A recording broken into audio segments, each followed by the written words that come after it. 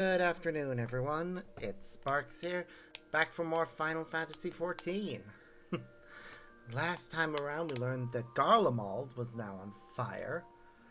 But before we go to visit it and deal with that nonsense, we are going to travel to other places and continue hunting blasphemies. So without further ado, let's continue.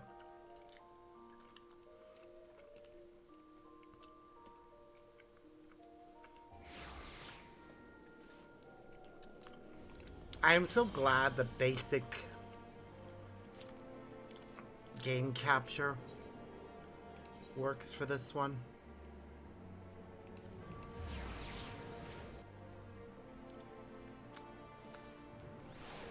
Also, must remember to do that later.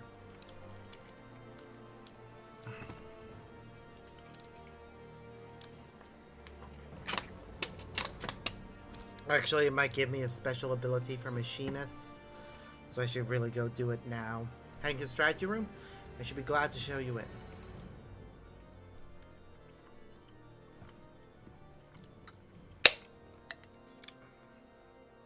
So yeah, off camera, in the past week, I was able to get all the important classes leveled up. So, with any luck, we should be able to finish most, if not all, of the blasphemies today. Sparks, you are ever a sight for sore eyes.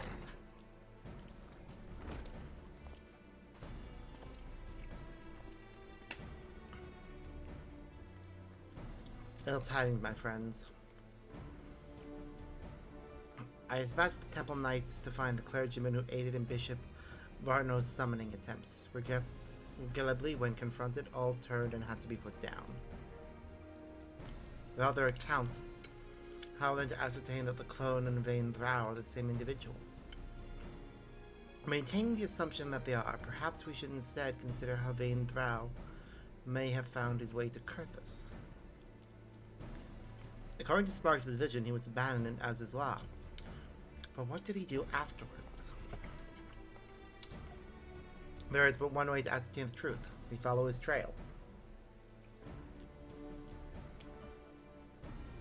I shall go in search for the clone as his law. If he's still there, then we are dealing with a different individual. A splendid idea. We'll leave the floating continent in your capable hands. Meanwhile, Sparks and I shall retrace Vain Throw's steps whence he first appeared. Upon being found in the Central Highlands, he was taken to Camp Dragonhead. Let us begin by making inquiries there. Would have made more sense to have me exploring Aziz's Law, but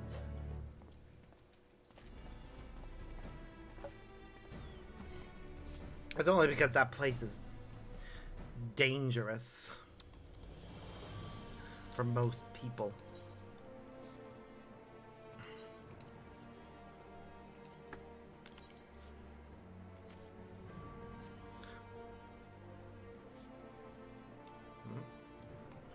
Why did that not trigger the teleportation sound effects? Mild glitch, I guess. Okay, so this Theobalin will be our first contact. This gang stranger we found, are you? I wasn't involved myself, so I can't tell you much about the fellow. But in case it is of interest, earlier the same day I caught sight of an airship flying dangerously low. It soon disappeared into the brewing snowstorm, looking none too steady. An airship flying low. That is useful information. If he used an airship to come down here, that would explain how he got here in the first place. Well now, if it isn't late Lord Horschafan's dear friend, is there something you require? Ah yes, the mystery man. I was among those who tended him. He was not attired for the snow, much less the snowstorm in which he had been caught, and suffering from frostbite.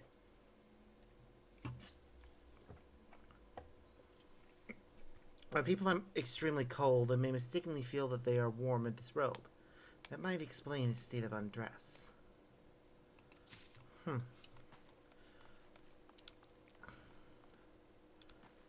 That is a real thing, though.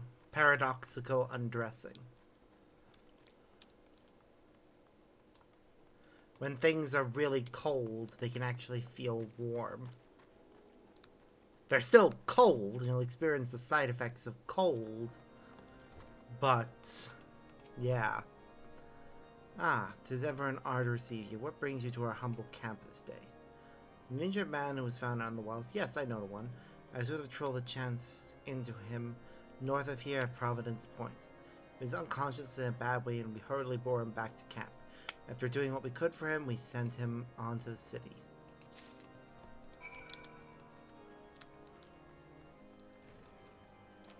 Okay. See if either of us learned anything useful. I mean, we did, definitely. A mysterious man found collapsed after an airship was seen flying low. Yes, the accounts I heard are consistent with yours. I, for one, am curious about the fate of this unknown airship. To that end, I've arranged a pair of black chocobo for us, the more efficiently to scour the area. We shall contain our search to Providence Point, where a vain drow is said to have been found. If you're ready, let's be off. Yay! You didn't need to acquire one. We have our own.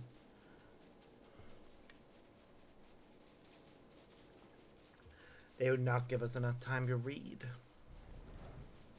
So I'll need to keep an eye out for anything that's said and read it quickly.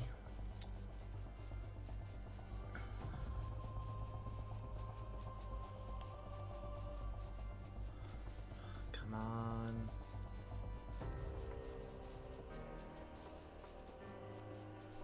Nothing so far. Let's continue northeast.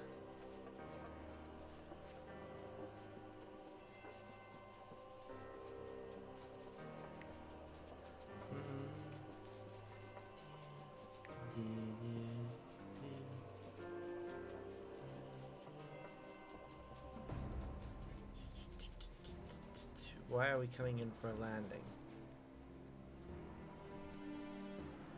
Have we found something?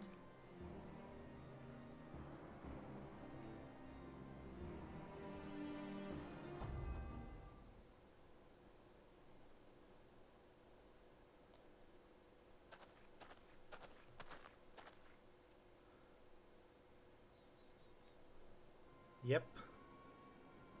There's the airship, guarded by a dragon. Oh, that is the dragon. The Blasphemy itself. It is gorgeous looking. By the Fury, it's the Blasphemy. Ooh, echo time. That's always fun.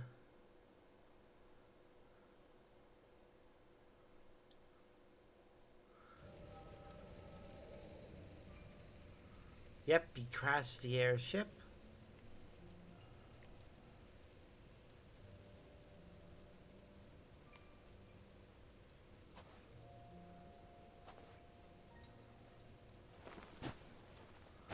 Aw, poor guy.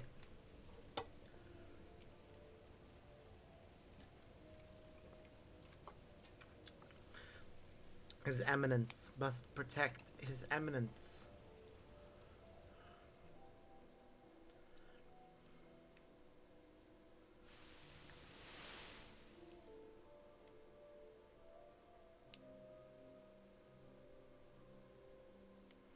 Okay.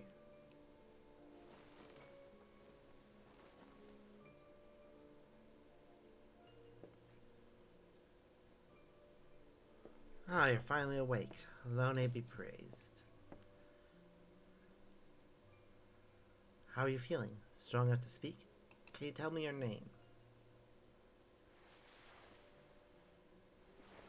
Oh, he removed the bandages himself. Okay.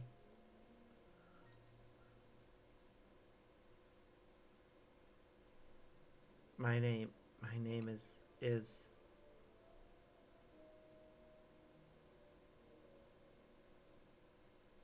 Zephyrin, no, Cherubert.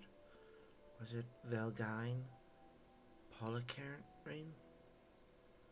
So many names swirling in my mind and voices that reject them. Is there none they will accept? Are you alright?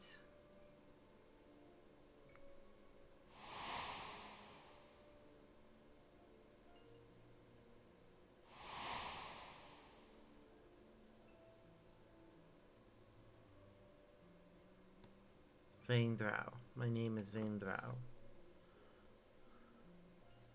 Well, no, same as our infirmary. I dare say fate has guided you to us.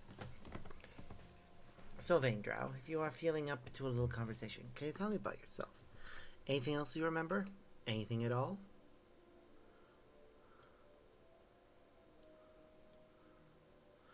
A proud son of House Dismail? Nay, a devout servant of Halone, who lives for the rush of battle, the pleasure in inflicting pain, the attentions of maidens to fight beside my brothers in arms. A low-born runt whose every effort went unrewarded, whose very name disqualified him from ever leading a temple knight. But as Evans raised me up, granted me a place at his side. From that day forth I pledged my sword to his service, pledged my very being, my life to be offered up in defense of his. I am a knight of the Heavensward, sworn to protect and serve the Archbishop. Oh, you're a knight. Forgive me if that sounded rude, but I had no idea. While I realize your memories may be a bit muddled, I'm afraid I must. The Heavensward. Oh, no, the more of this world. Damn it. Letting them all know that they're dead. That all the Heavensward are dead. But the important thing is you're safe now and will help you get back on your feet. Speaking of which, bring some food and water. You must be absolutely famished. I hate it when I accidentally skip dialogue from accidentally pressing something. But oh well. There's no way to go back on the dialogue either, which is kind of annoying. The Archbishop dead? No, this cannot be. How can I still be alive when he is not? I must find him.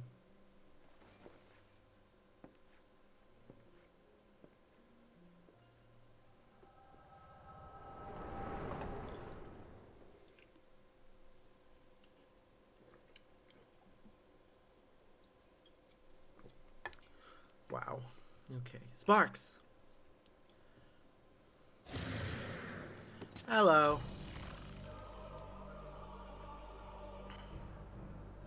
The echo can be really inconvenient. For the glory of King Thordan.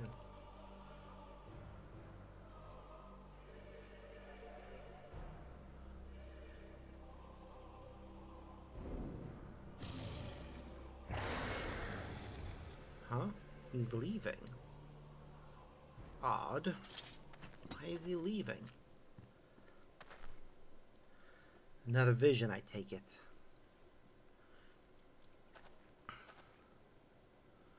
Let us make for Ishgard. I expect that Lord Arturiel will return soon if he has not already, and we should both be glad to hear your tale.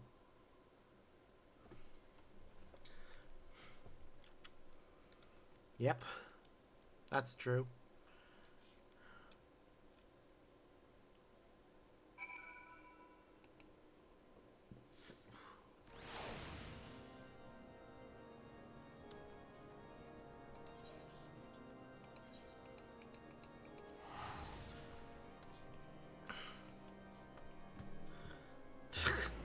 $500,000 XP for just watching cutscenes is great.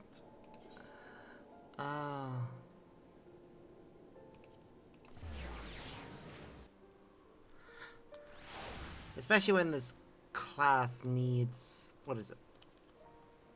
Like, oh, about 4 million to level up again. So,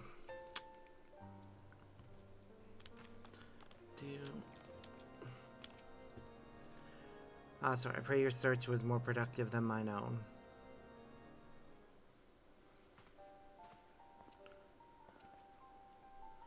Everyone is here. Excellent. So, were you able to find our clone in Azizla? Nay, not but the discarded Aslan remained. How fare deal with your own efforts in the Central Highlands? In the course of retracing Vaindral's steps, we came upon the wreck of the Soleil. I suspect he found the vessel abandoned as Azizala and tried to use it to return to Ishgard. But he crashed en route and was subsequently rescued by a patrol from Cramped Dragonhead. So it would seem. The Archbishop's airship was not the only thing we found. Profane Fafnir was there too. The creature chose to flee, but not before Sparks had a vision of Vaindral's past. Go on, my friend. Share with us what you witnessed.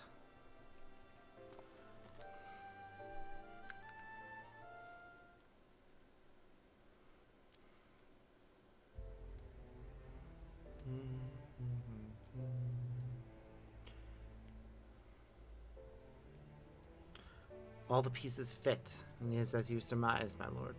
Vaindrow and the clone are one and the same. In his despair, he turned into the Blasphemy. Yet the confusion he exhibited when asked his name, as if he wasn't sure of his own identity. According to the science, primals retain the memories of their previous incarnations. From this, it may be assumed that the clone harbors memories of all those who became King Thordan and his Knights 12.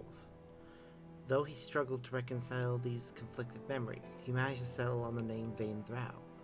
The voices within were clearly in agreement when facing Sparks, the mere sight of whom drove the Blasphemy to flee. Above all, however, they share in the desire to protect the Archbishop.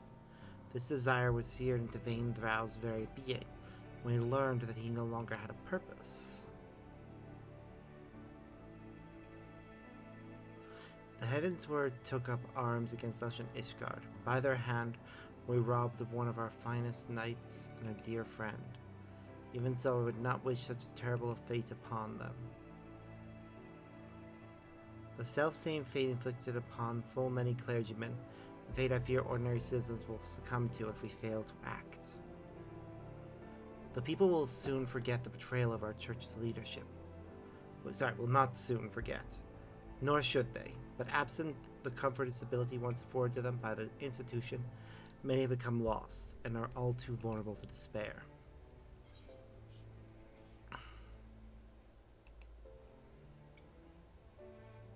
The church can still be a source of comfort, but things need to change.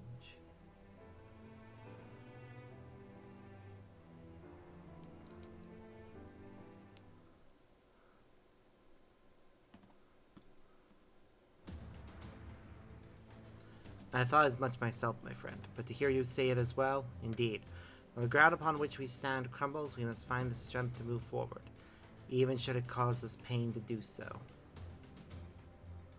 Lord Arturiel, at the next House session, I shall call for an ecumenical council to be held.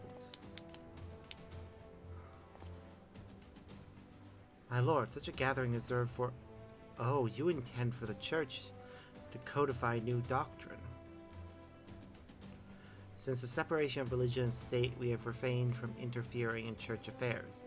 If the church is to remain a part of Ishgardian society and continue serving the people, it must reconsider its role and formally address recent revelations.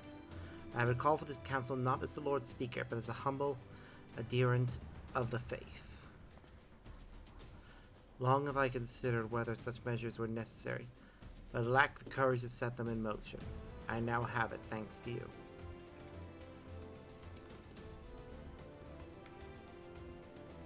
I shall tend to the necessary preparations at once. Among other things, we must reach out to those of the clergy who are amenable to reform. I ask for your patience in the meantime. We'll be doing this quest straight away. The next level.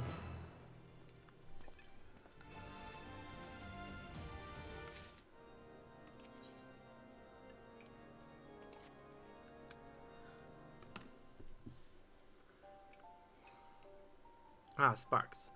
Owing to Lord Eimerich's swift action, I am pleased to say that the Ecumenical Council will soon be held. In case you are unaware, the Council is the highest assembly in Ishgardian Orthodox Church. Its purpose is to deliberate and decide upon doctrine. The previous one was held no less than 80 years ago, and 4 archbishops have since come and gone. As such, most Asgardians know little of it save that which they have read in the historical records. Traditionally, the Archbishop and members of the Synod would meet behind closed doors. In light of Bishop Vardno's fate, however, this time the doors will be thrown open to the public.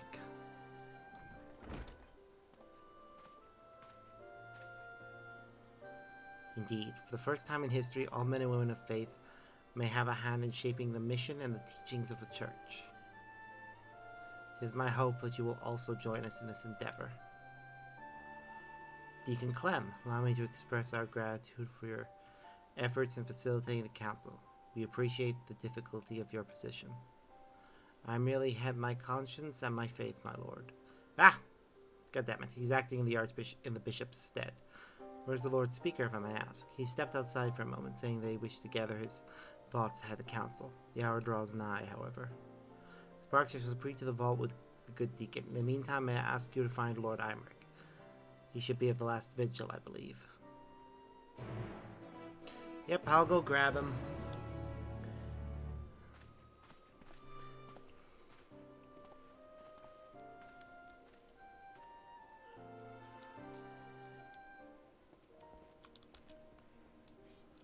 Ba, ba, ba, ba, ba. Just want to check something. Yep, the next level of weapon to the last vigil.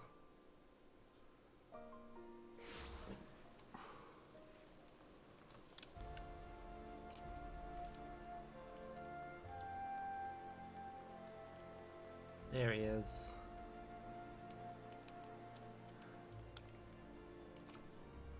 What's up, buddy?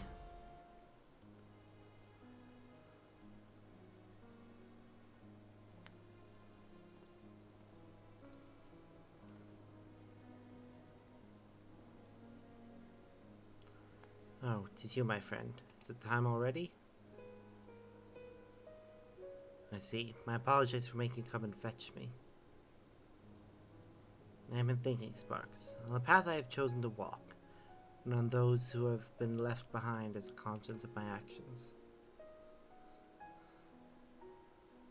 Those who died fighting, those burdened with boundless grief, those deprived of position and purpose.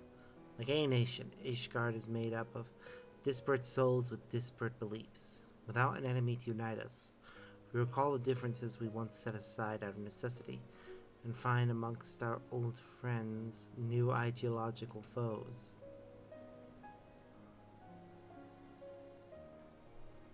The future I had envisioned is far more difficult to secure than I ever imagined. What must I do for our people to live in harmony? For our nation to move forward as one? Such questions I have been pondering. We should begin making our way to the council. Shall we continue our conversation while we walk?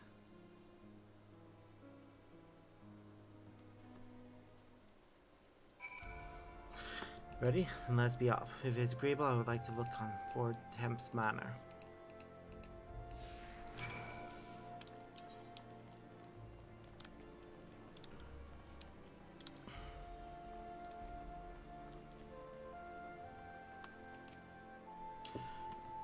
Feels like another age that you and yours were no more than foreign wards of House Fortemps. In actual fact, it may be considered so, for your coming set in motion chain of events that brought an end to the Dragonsong War, ushering in a new age of harmony. You paved the way for meaningful change in our nation. For that, you shall ever have my gratitude. Now then, shall we continue on to the architects?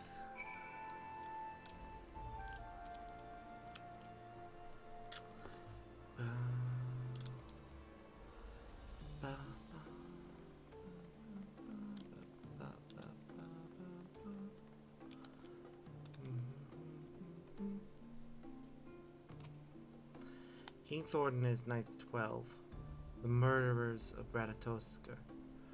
Since the truth of their ancient crime came to light, many have deemed that these images be torn down.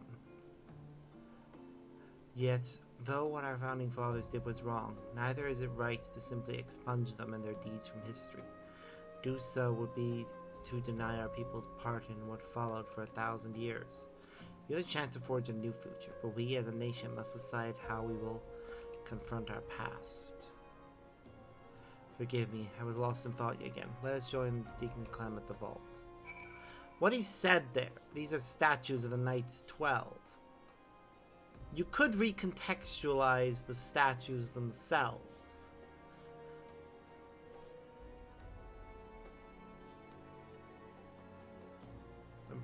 Do I count? Yeah, there's 6 on each side.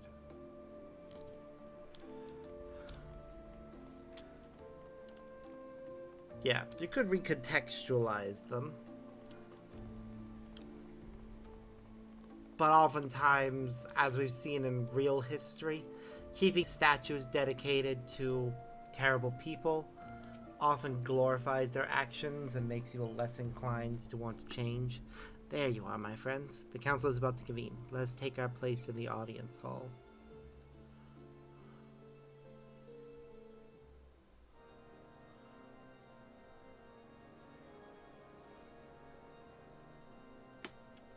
These are the leaders of the city.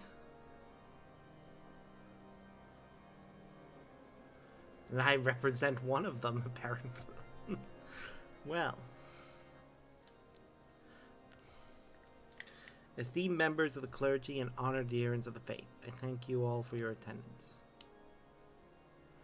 In recent days, our nation has been racked by a series of tragedies. Those among us who do Haloni's work have been transformed into abominations. This dreadful phenomenon has been brought about by the final days, and it is upon our despair and anguish that it feeds. Thus, if we are to prevent further tragedy, we must strive to ensure that all Ishgardians, clergymen and citizens alike, abide with peace and love for one another in their hearts. To that end have I called this ecumenical council, the first in generations. They might together determine a path forward for the church and our society as a whole. Many of the people in the audience are characters we would have interacted with in various Ishgardian missions. That's a nice detail.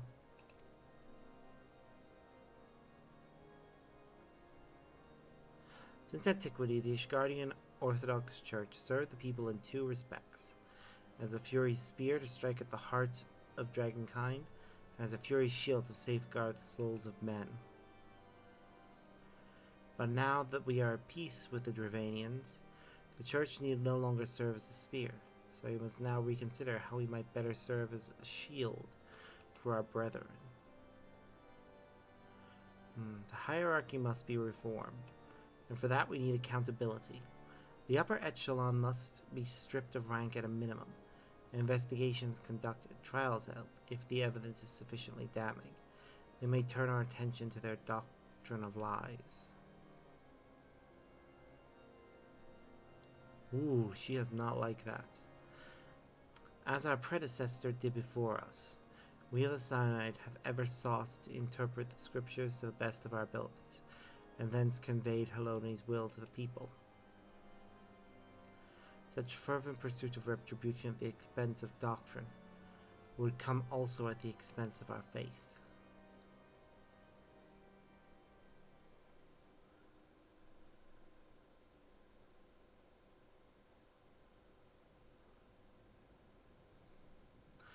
Have we won the war to lose our souls? Oh, Haloni, are we outside your grace? I know as such anxious citizen. I recognize her from a Taylor quest. Or at least, she looks familiar to a character from a Taylor quest.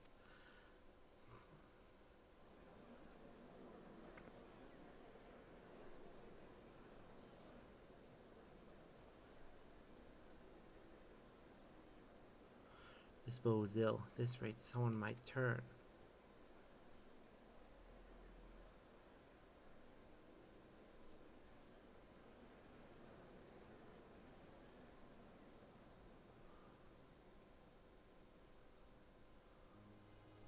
Since the war's end, the church and the faithful have stood at a crossroads, unable to take the next step forward. His Grace, Bishop of Artano, may he walk in Haloni's hall, was one such soul. In his longing for simpler times, he resorted to using forbidden magics. He succumbed to despair.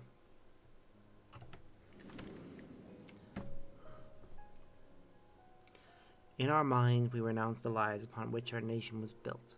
But in our hearts, we yearn for the righteousness, misguided though it was, that gave us comfort and purpose for so long. So let us not forget who we were. Remembering his father, he is. Let us confront the mistakes of the past and learn from them, that we do not repeat the mistakes of our forefathers.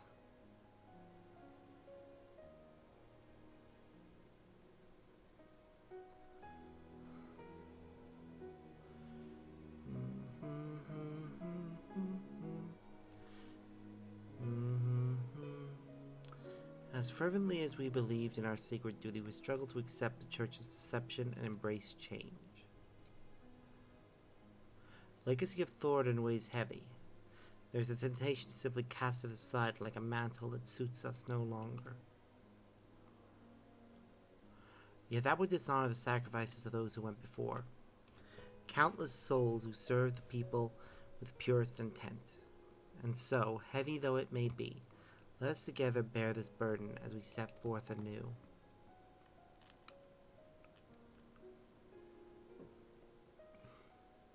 Our friend Sparks risks life and limb to reveal the truth to us. The truth that our legends and our scripture were tainted by betrayal, but not wholly corrupted.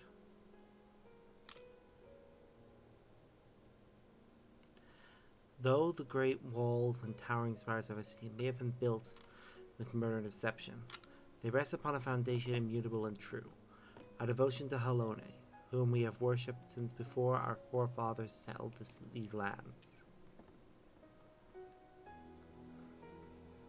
The Church is a font of practical wisdom, and its teachings guide us in our daily lives. Such things define our faith no less than the lies. We can acknowledge our sins without renouncing our religion. Aye, without rejecting who we are. A comprehensive review of Scripture as well as historical literature will be necessary. Revisions, as appropriate, must be made to ensure that the truth of our past is preserved for future generations.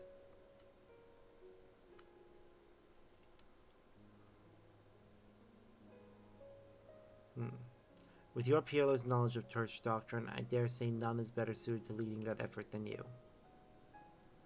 I also expect that many eyes will be required to pore over all the tomes, and I know many idle men and women of faith who would jump at the chance to do Halone's work once more. Good, they're talking, working through it. That day so very long ago, I had no answer to my father's words, but it seems the people had it within them all along. Yeah. We can push forward and have a better future.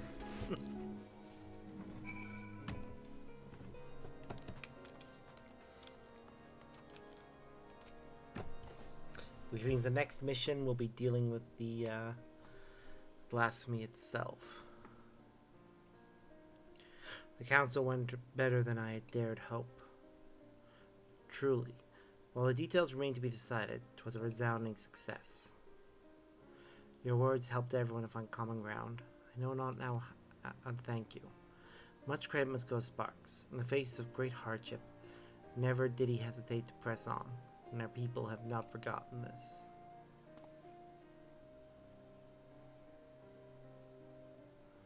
Indeed, well do I remember the day you flew into Ishgard upon a dragon's back. In making possible the impossible, you inspired us all. In you we glimpsed the fury, a vision of courage in the face of uncertainty. Looking to your example, we shall endeavor to bring about change to the Church for the future of all Ishgardians. There will, of course, still be those souls who struggle to rise above the mire of despair. My fellows and I shall be there to take their hand in faith and love. For what is faith, if not salvation? Well, I had best return to the cathedral. We have much and more to do.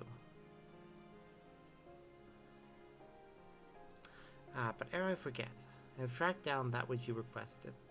Some repairs will be necessary, but will be seen to with all haste.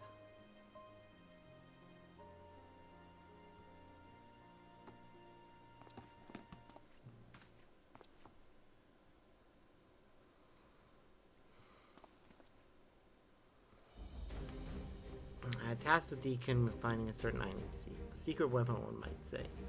Given what we know of Prophet and Fafnir, I suspect it will be of great use in our hunt. Once the repairs are complete, we shall be ready to strike. With the church having reached an accord with the people, the risk of more clergymen turning is greatly diminished. We may now focus entirely on the blasphemy. This time we freed Vangel from his torment. That's all you can, Sparks, for I dare say the coming battle will demand the best of us.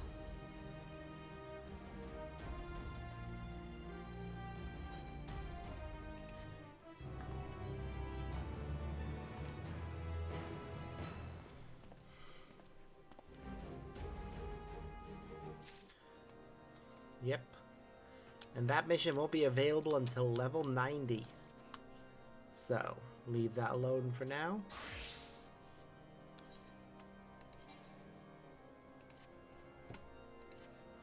While we go to, let's see, I think it was Girabanya for the healer.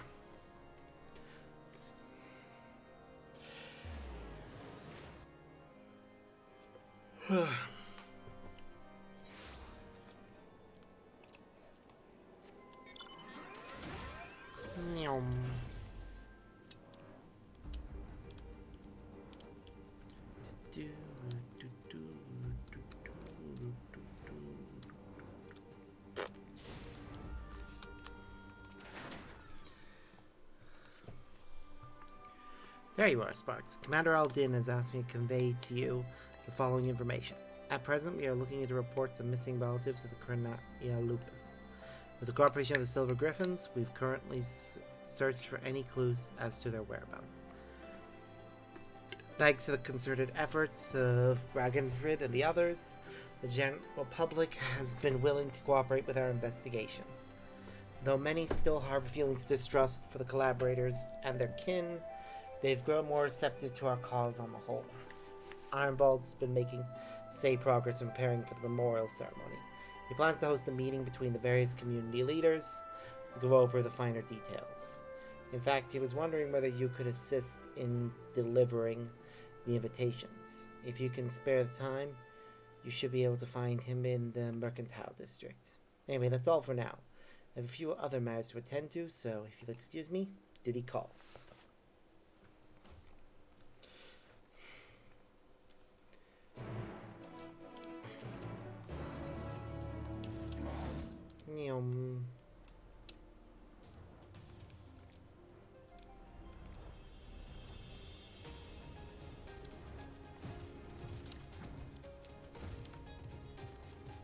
There's Arnvald.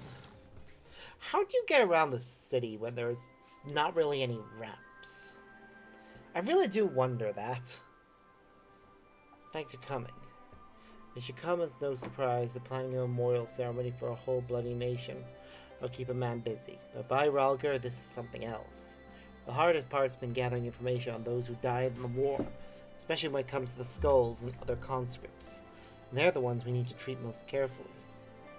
We all acknowledge the crimes of our kin in all their painful truth, that we do a disservice to their victims, living and dead. If we let people paint them as monsters who did monstrous things believed we would never do, then we perpetuate a different, but no less dangerous lie. As for preparing the event itself, we'll be holding a meeting with members from each of the settlements around Girabanya. I've sent invitations to most of them already, but I was hoping you'd help me with the last two. There's Moral's New in the Peering Stones and Sarisha in Viranila. I'll give you one for each.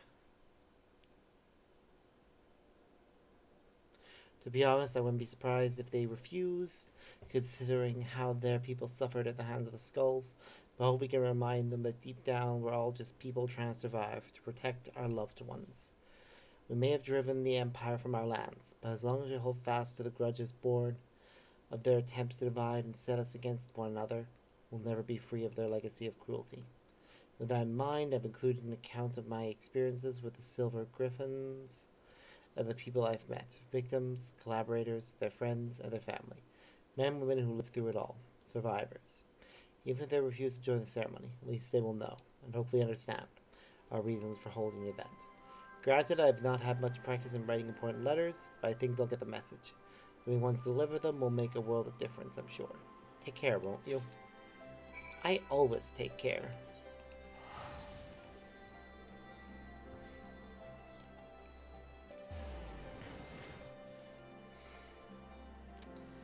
But yeah.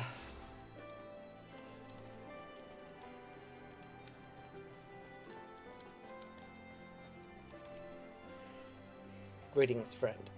It has been too long since last we spoke. What brings you to my village?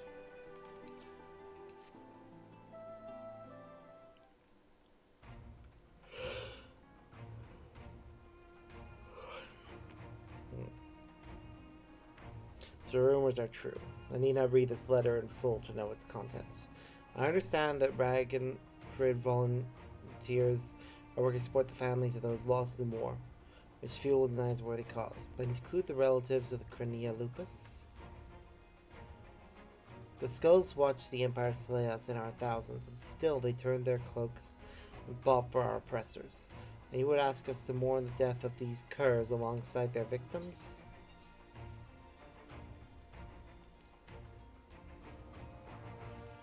You have every right to be angry and to refuse. Arenval wishes only that you read his account before coming to a decision.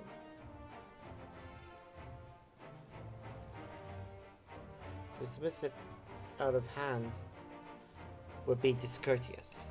Very well.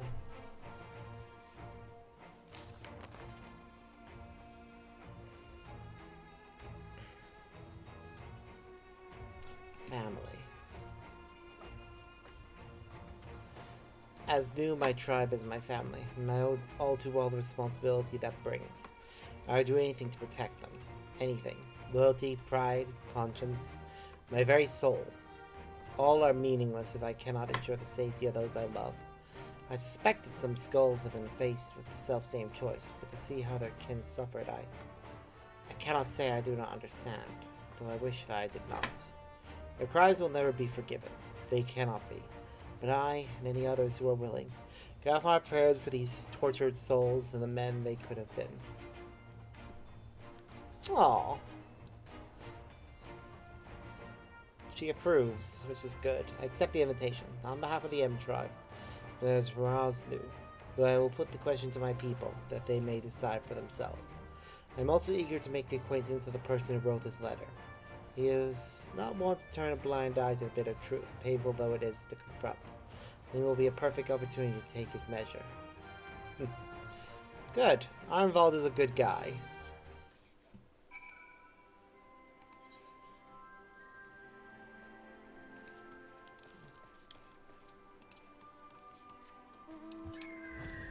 Away. Huh, we're actually gonna invite them. I guess in fairness, we do have a tribe quest with them. Which my other character did complete. Just haven't completed as this one. Welcome. To what do we owe the pleasure of your visit?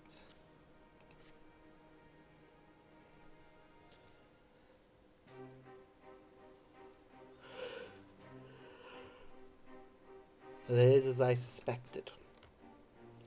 There have been rumors that such a ceremony would take place. Although you have traveled far to make this invitation, I must decline. I cannot mourn the loss of the fallen if the Crenea Lupus are to be counted among them. Like the Kalyana, they chose to aid the Guardian oppressors, killing and bleeding for those who would pillage our lands. Cowards and traitors all. And are we to assume the Kalyana who died fighting for the Empire will be honored as well? If so, that is all the more reason for us to refuse.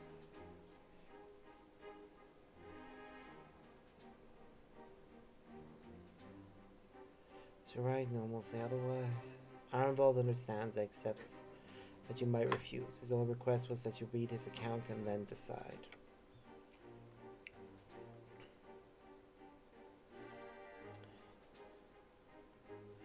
If you insist.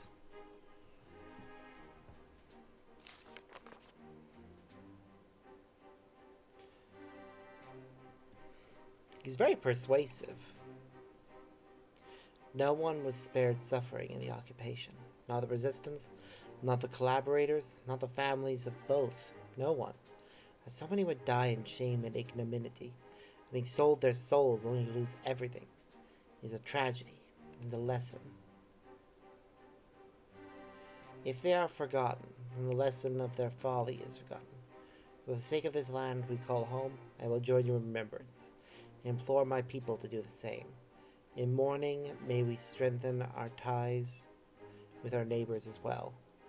By together facing our past, we can build a foundation for lasting peace and prosperity. It would be my honor to attend the proposed meeting. I look forward to personally thanking your friend Arnvald for his dedication. I and my peers have much to learn from the example he has set.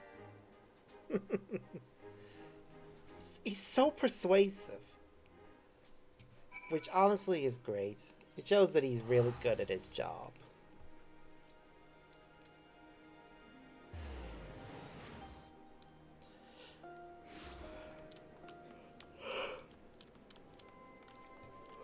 Which I guess you kind of have to be. So, how'd you fare in the fringes? They said that about me?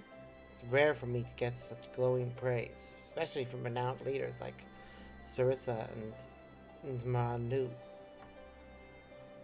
More importantly, though, they agreed to attend the meeting, and I've got you to thank for that. After all, imagine it's hard to turn down an invitation when it's hand-delivered by the Warrior of Light himself. Before I get ahead of myself, though, I must remember that this is only the beginning. Bringing everyone together is one thing. Coming to an agreement on an extremely divisive issue is a different kettle of fish entirely, as Her Grace was quick to point out. But as she's taught me, if our cause is just and our hearts are true, those of like mind will surely answer the call. And answer it they have. While there are bound to be differences of opinion, I'm sure there's nothing we can't overcome if we put our minds to it. To that end, I was hoping you could join us, if you've the time to spare. There are still a few loose ends Ragnfrid and I need to tie up beforehand, so we'll meet you in the palace as soon as we can. Just having you there will make a world of difference.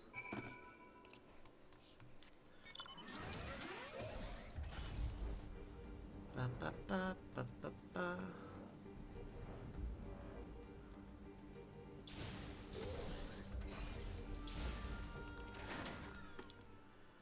Here for the meeting, yes?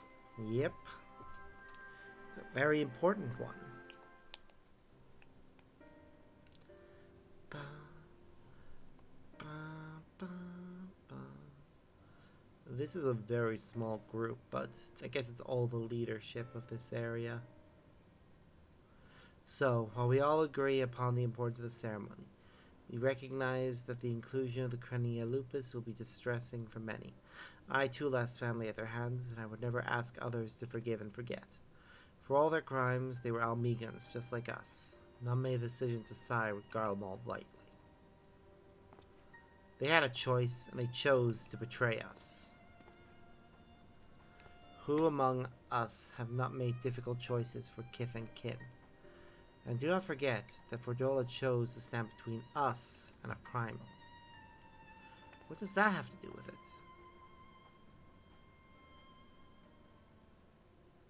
Aww. They're fighting. Brothers and sisters, arguing will avail us not. The fate of Albigo rests on my shoulders and yours, and those of every man, woman, and child that calls these lands home. To uphold our honor, to strive for prosperity, to protect our loved ones, we all know the weight of these responsibilities. It was that self-same weight which drove many of our people to serve our oppressors, misguided as it was. And though they chose a different, unconscionable path, In the end, we all wanted the same thing: to deliver our families from persecution. They might live to see one more day. Because another day in shame and self-hatred was still better than none at all. The regretful dead are survived by their despair, despair which threatens to drag us all into an abyss from where there is no escape. Know that it surely will, if we welcome it into our hearts out of disdain for those we cannot forgive. We Almegans will not be so easily defeated. We will stand united and conquer this menace. Yeah! Now let's see if they'll listen. They better. That was a damn fine speech. Every Almegan who fought and died did so in the hopes that one day we would be free. And we are free. We are free. By the blood of our fallen brothers and sisters, we are free. Free to lock away the pain and pretend it has no power over us, until it festers and takes us in our beds. And free to lay it bare and let it breathe. To acknowledge and to mourn our people at their best and their worst.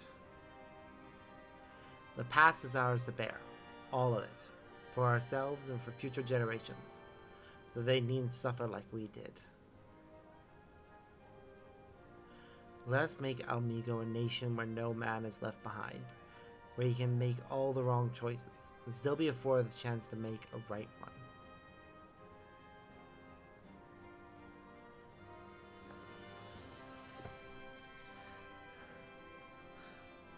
Another fine speech. Let's hope they all listen. Please don't make me have to give one.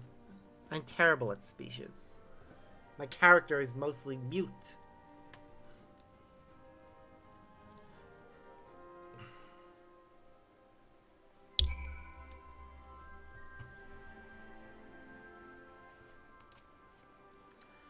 That went better than any of us could have hoped for.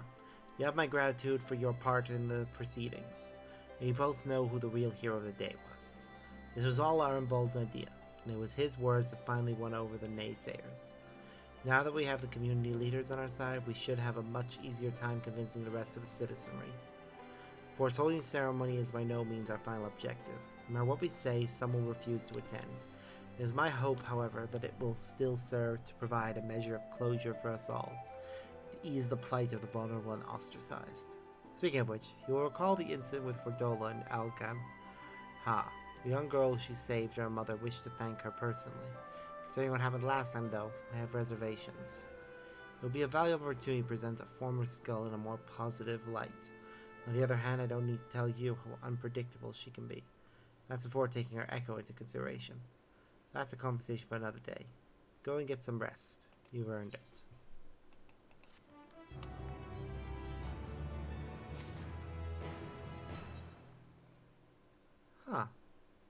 We'll get food out of this one. Something terrible has happened. It's Fordola. She's escaped.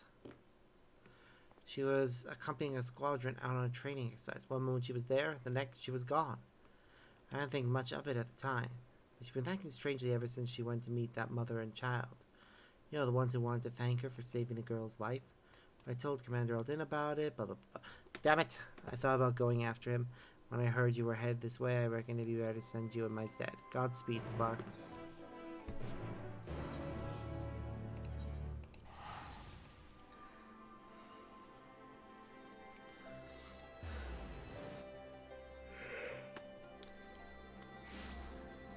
Oh, God damn it.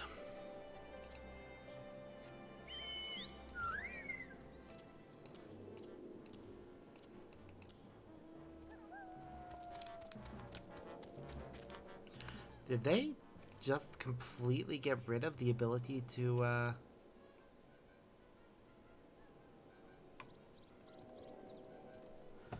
summon a second fairy?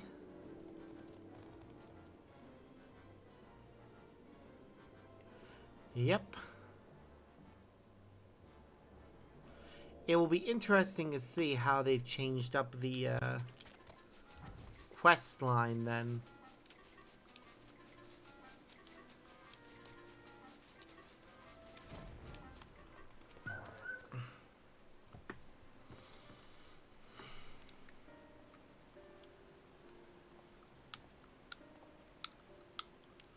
Sparks, I wasn't expecting to see you here. You've heard what's happened then. Just as Ferdol was beginning to earn our trust, she's given us a slip. As you may know, she wears a choker enchanted to prevent exactly that. If I were to give the order, she would be dead within moments, and she knows that. She took the risk anyway, so I have to believe she has a good reason. That's what we're looking into now. We were hoping Clairol and young Lily here could shed some light on the matter. We'd like to ask you about your conversation with Fordola, if we may. Yes, of course. I know she's the butcher, or was at least, but it didn't seem right to go without thanking her. That's why I requested the meeting, to express my gratitude and my apologies. She was quiet at first, just stood there as we spoke, as if she weren't even listening. And then I mentioned the blasphemy, and she looked at Lyle, all of a sudden clutched her own head and cried out in agony. She encountered an echo. Yep. Can you remember what you were thinking about at the time? A man, the one I saw in the city. Who? Did he have something to do with all those people panicking? She saw the transformation.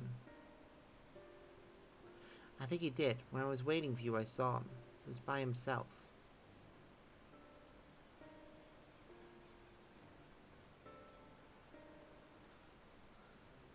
He looked poorly, so I asked him if he was alright, and he said yes. He had a nice smile.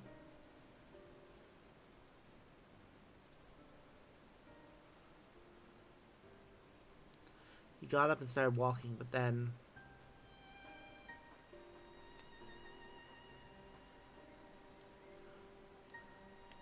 he was shouting and screaming. I was so frightened I didn't want to talk about it, not even to Mum. Wish you'd said something sooner. I'm sorry, Poppet. This is my fault for leaving you on your own. The man who turned into a blasphemy, I wager. The girl saw him, which means Fordola has now seen him too. There was one other thing. When Fordola was having her a funny turn, she said something. Charlotte, I think. Yes, that was it. Ring any bells? Can't say it does. If he has anything to do with the skulls, the Silver Griffins should have some information on him. We'd best have a word with Ragan for it then. Yep. You have both been very helpful. I'd also like to thank you for being so kind to Fordola. She may not have said it, but I'm sure it meant a lot to her. I have a couple more things I'd like to ask, so I'll catch up with you later. Okay, well then.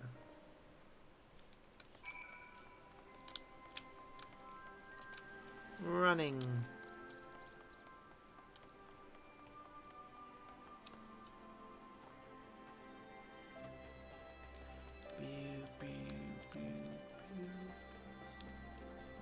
Hello. Charlotte, you say? Yes, that name came up during our recent investigations. As I recall, he served under the Viceroy during the occupation, and his whereabouts is currently unknown. I had an older brother named Ansfred, one of the Crinia Lupus, which would give him a connection for Dola. Is there anyone who can tell us more about him? Yes, an uncle, who he recently helped find employment here in Alganha. He's actually the one who asked us to look for Charlotte. You'll most likely find him working at the Sleeping Stones. As it happens, I was planning to bring him something to eat. I'll join you there shortly.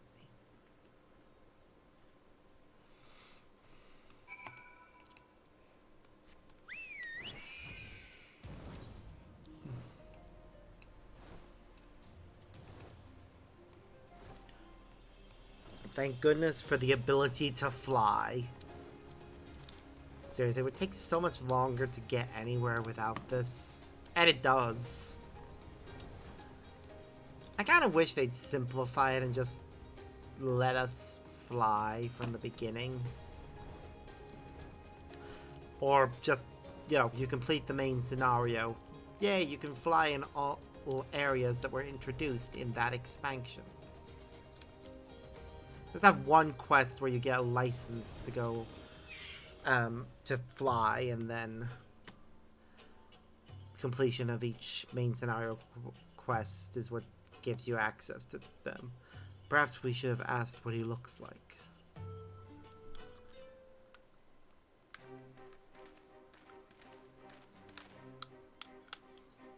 Still looking, eh? That's him over there. Yeah.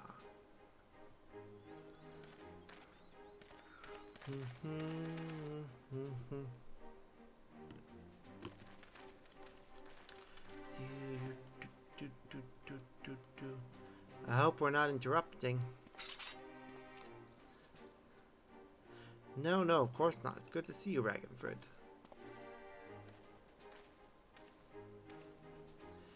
My word, the Bull of Almigo and the Champion of the Alliance. What brings such esteemed guests to our humble quarry? At ease, my good fellow. We merely wish to ask you about your nephew. Charlotte, you found him?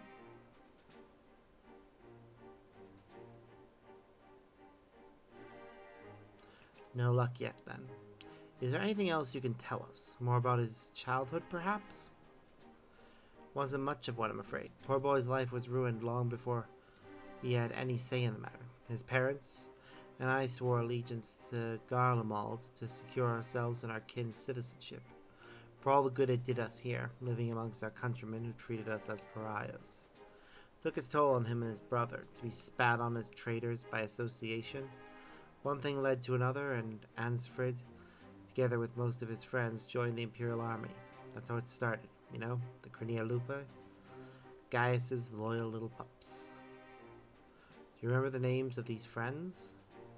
Yes, they had quite a reputation growing up. There was Emmeline, Rudolph, and the younger little girl who grew up to become the butcher herself, Fordola. Charlotte was part of their group too, yes. From what we've heard, he chose not to become a soldier. Wouldn't have lasted a day in training. He knew that better than anyone. Of course, not that it helped him to feel any less guilty of turning his back on the others. He blamed himself for their deaths, for not stopping them when he had the chance, for not being strong enough to fight by their side. Maybe save them, maybe not, but he wasn't there and he wished he had been. Then one day, he was gone. Wherever he is, I hope he's safe and well. So do we. Thank you. The information you've shared should prove useful. And for you, I brought some food. Why don't you call it a day and go and enjoy it with your family? So Charlotte became the Blasphemy. Is what it sounds like there. Let him have the peace for now. Back to Alganha.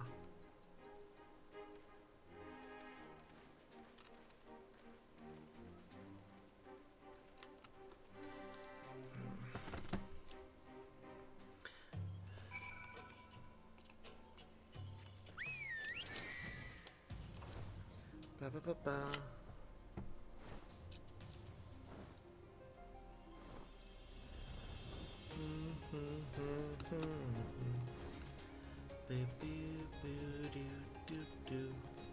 Okay, the same one twice in a row is nice.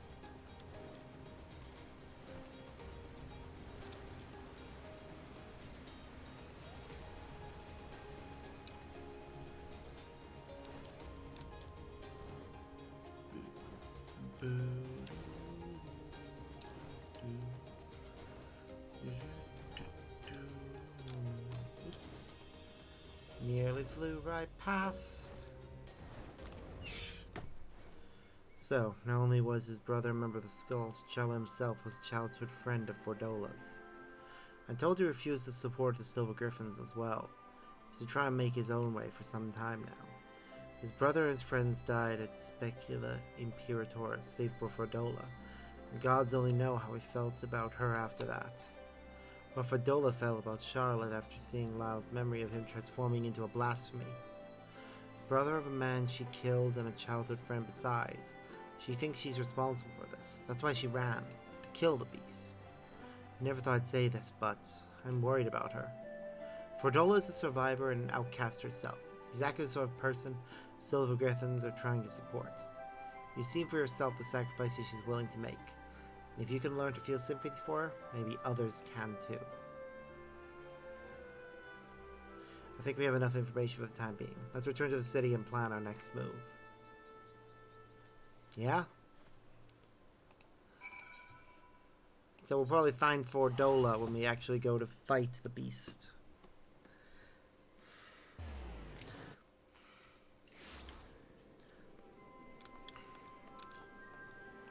That'll be interesting, I'm sure.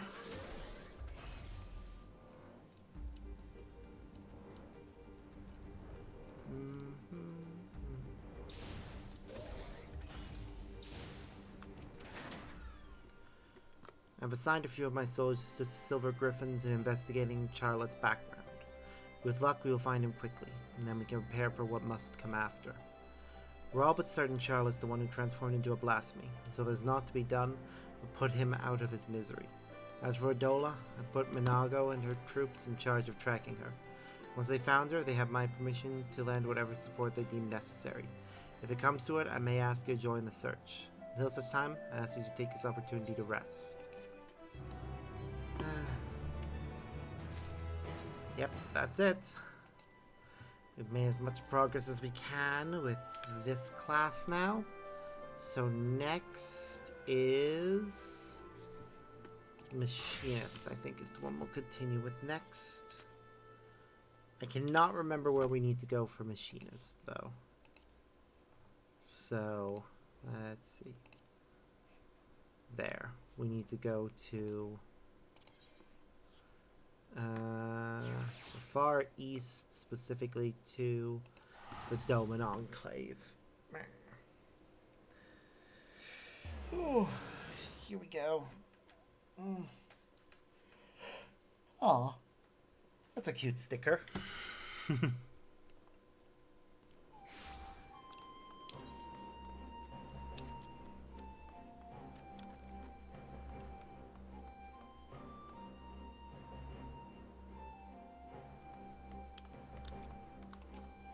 Okay, Yugiri. Ah, Sparks. If you are come to ask about the Blasphemy, I have naught to share. As of yet, our shinobi have seen no sign of the beast. The returnees, however, all accounted for. Lordian has seen them safely to the Kienken. As such, he is presently assisting with the hunt. For a blessing, there have been no reports of other villagers turning, and yet, before the situation takes a turn for the worse, there is a matter I feel warrants further investigation. Kisei. Though a villager of Isari, I suspect she may in fact hail from my home, Sui no Sato. Knowing they would be loath to answer my inquiries, I entreated the Kojin to contact Sui no Sato in my stead. To hear tell of it, Princess Koronai has made great strides in establishing stronger ties with the outside world. As mention of Kisei, however, their cordial warmth turns strangely cold. If we are to learn more, I fear we have little choice but to go and speak with the people of Sui no Sato ourselves. A simple visit for you, I imagine, but my banishment complicates matters. Oh, I forgot she was banished from her home. That said, it has been many years since I left home. Were I to disguise myself, I might well go unnoticed in your company, if you're willing to take the risk. Thank you. Let's make for Onokoro then.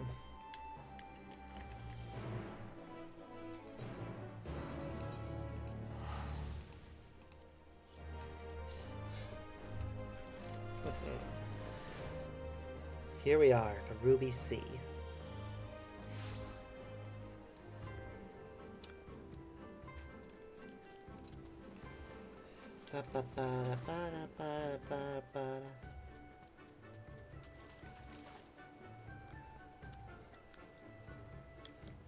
Right, Yugiri.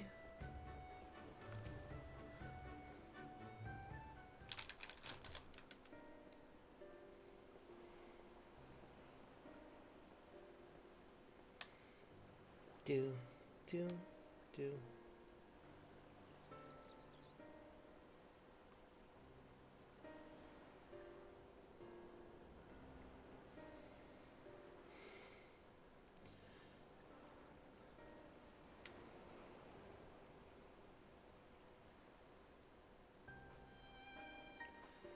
Hmm. The garments I wore when we first met, sufficient, I think, to conceal my identity.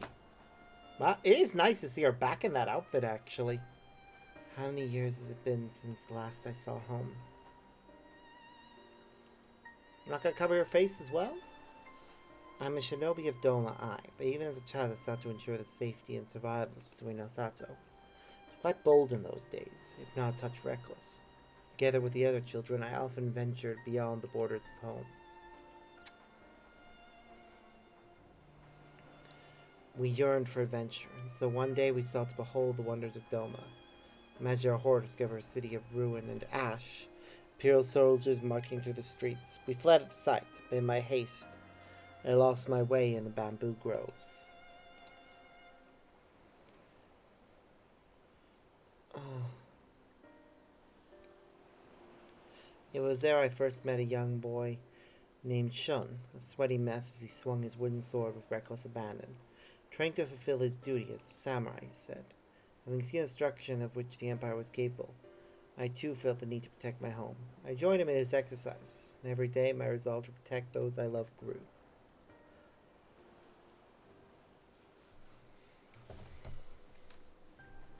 Sadly, my elders refused to listen.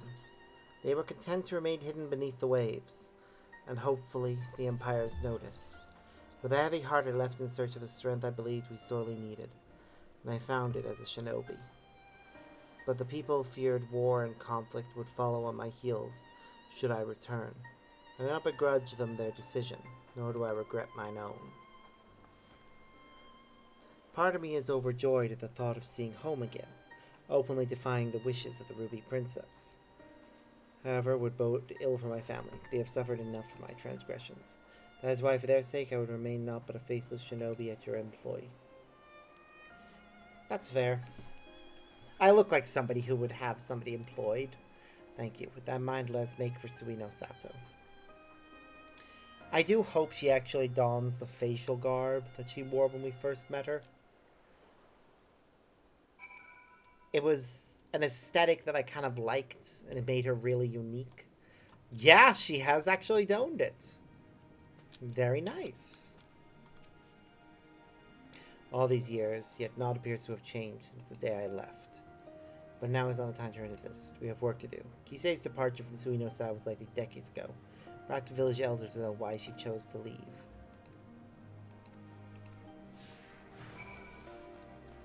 Let's go find out.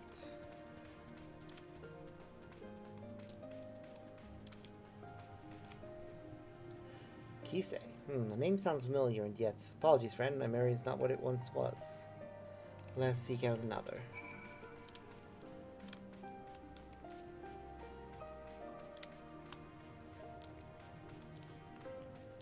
There's one.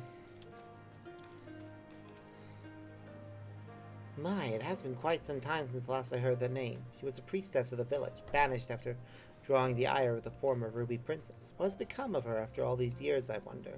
Please, is there anything else you can tell us? Unagi was quite close with her, if memory serves. Perhaps you should seek her out. Mother, I had hoped to avoid my parents, but if there is no other way... Sparks, must I ask you to take the lead? Yep.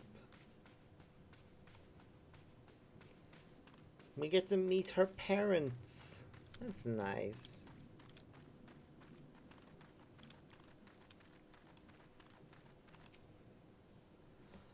Tis good to see you again. To what do we owe the honor of your visit?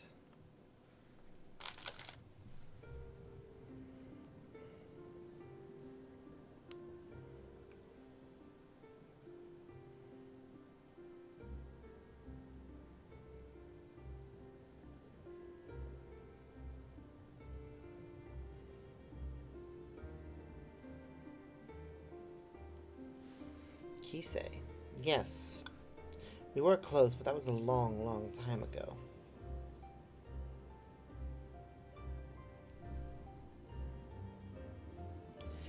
Still, if I can be of assistance to the man to whom we owe so much, I will share all I know. Kisei was born to a family of priests, and even at an early age she was possessed of extraordinary ability.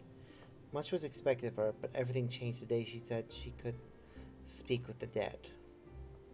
No one believed her at first, but she continued to insist she could, strove to prove it by demonstrating knowledge well beyond her years, knowledge of events to which she could not have been privy. Word of her talent eventually reached the Ruby Princess. She was summoned to Shishui of the Violet Tides for a private audience. No one knows what Kisei said to her in the palace, though the princess was incandescent with rage and ordered her exile forthwith. Some believe Kisei revealed a terrible secret of the royal house, perhaps spoke a blatant falsehood that proved her a liar. Indeed, the knowledge she claimed to divine from the dead was not always truthful, but who is to say the dead would know the truth, or not seek to deceive? Thus could we never be certain if it was simply a fantasy or power divine. The one thing that is certain is that no small number of people found comfort in her words. Would I could tell you more, but sadly I have not seen or spoken with Kisei since her banishment.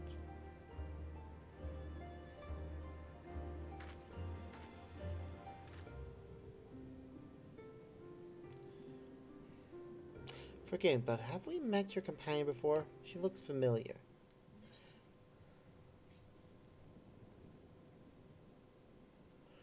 I believe this is the first time our humble shinobi has visited Suino Sato.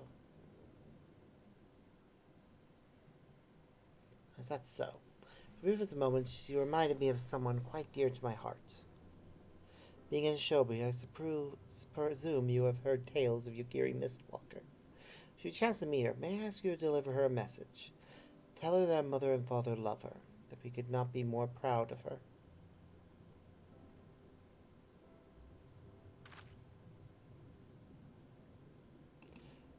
I will.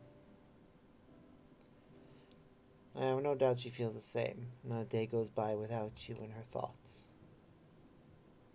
She knows. She knows that's her daughter. I believe we have heard enough. Shall we return to Onokoro? Yep.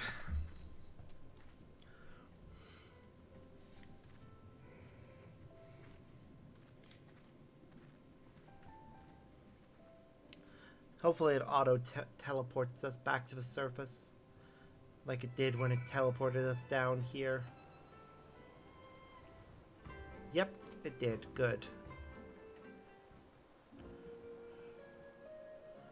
My apologies for placing you in so peculiar a situation. Though I must confess, it did my heart good to see mother and father well. All the more reason I must do all I can to keep the peace, as a shinobi of Doma, and was a member of the Eastern Alliance. Mayhap there will come a day when Suino Sato opens to the world, a day when Yukiri Mistwalker can be reunited with her mother and father. Whether Lord Hien could be afforded the same opportunity. But Lord Kaien and Lady Mina have long since passed. Two of too many lives lost in the Imperial occupation.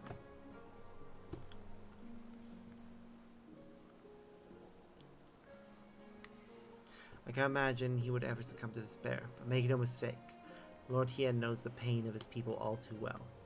I can see it in his eyes, and if I may be honest, it troubles me at times. But perhaps I have said too much. Come, we mustn't keep him waiting.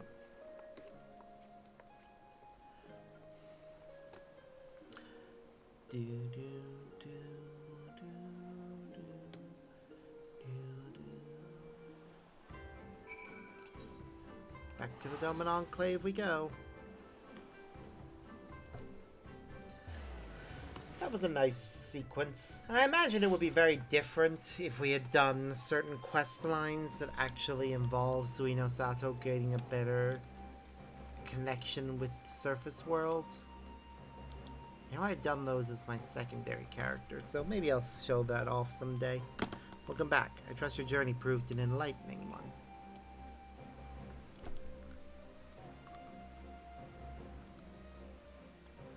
So, she does in fact hail from Suino Sato, and you say she has possessed the divine gifts since childhood?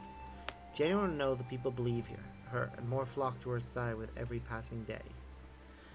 But the returnees are safe at the Kiankan. Its defense is bolstered. As for the Blasphemy, I have spoken with our Confederate allies, among others, and together we will establish a network of contacts across the length and breadth of Doma to take up the search in earnest. Mark my words, we will find it. I don't doubt that.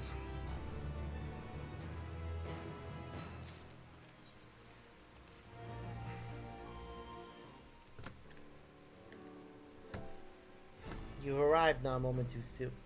The Blasphemy has been sighted on the coast. For mercy, there are no reported casualties as of yet.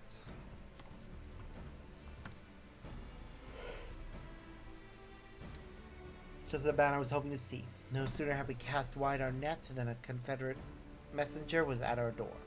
If you would join us, Rachel awaits our arrival at Onokoro.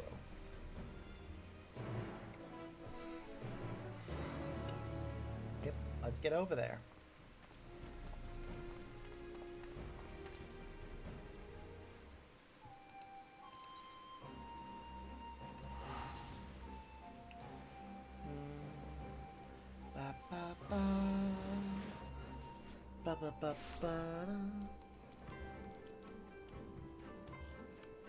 Why am I walking?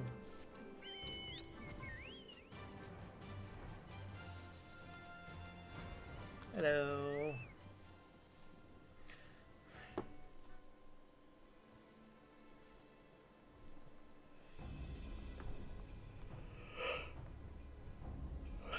Well now, that the noble Lord of Doma should come in person once again. Mayhap these blasphemies truly are a threat. Indeed they are. I was told you and yours sighted our quarry quite recently.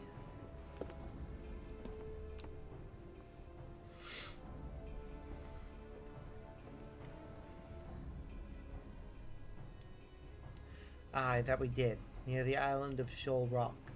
Beasts appeared to be docile by all accounts, but appearances can be deceiving. If it is as you say, and this blasphemy has eyes only for former conscripts, then we have not to fear. I trust those we accepted into our care are still in yours at the Kiankan, enjoying the finest Doman hospitality.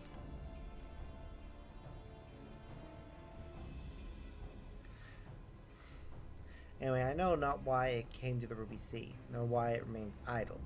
If we act quickly, there's a chance we can take it unawares. I propose we divide our forces. If you're willing to go ashore, we'll take a ship and circle about the islands. The first to find it will have the honor of the kill. Simple enough plan. Shall we be off to Shoal Rock then?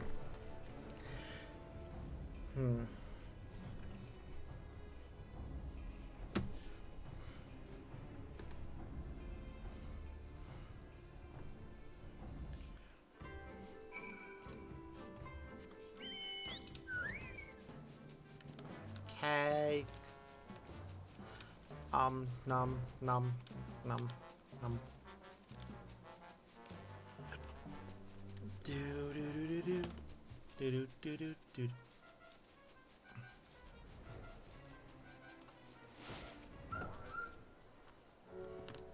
The way of Blasphemy was last sight. The fates are kind. This will all be over soon. We'll see.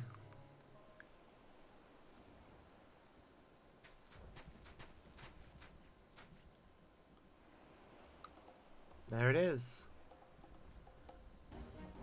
Sure, we saw Blasphemy with a very similar design.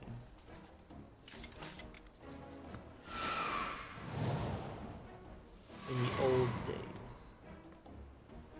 Damn!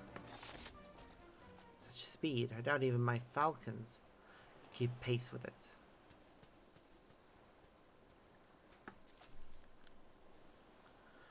Don't tell me that's a Blasphemy flying off into the distance. I hope the ill will it bore me in life might compel the beast to stay and fight. Perhaps less if Minato remains than I thought. Minato? That monstrosity was Minato? You knew her? Her family tried to flee to Hingashi during the occupation, but their ship was raided and sunk. When we happened upon the wreckage, she was huddled between her parents on a piece of flotsam, desperate to keep warm, but they had long since grown cold. We took her to Onokoro, where we nursed her back to health. Couldn't imagine what horrors she must have witnessed. The mere sight of our weapons was enough to make her start screaming. She was clearly unfit for our trade, so we sought a village that might take her in. Isari was that village. Several months later, I chanced to meet her on this very beach. She was in the company of a young Ori fisherman, and I knew at once she had found more than a home there. I saw them here many times after that. She found something comforting about this place, I think. According to reports from Razathan, the memories and desires of those who turn can influence their behavior as blasphemies. Then perhaps Minto's memories are what compelled the beast to come here. And that would also explain its timid nature. Minato was never one for violence. Sight of you... God damn it, I keep accidentally pressing things. Case an assault on the Kankan is unlikely, guarded as is by our samurai. But how are we to fight an enemy so quick to flee at the first sign of danger? Robbed of her parents, her husband, and now her life. Would rather we didn't have to at all. But I understand full well the risk we take by doing nothing. If we catch sight of Blasphemy again, we'll be the first to know. Perhaps next time we can put our soul to rest.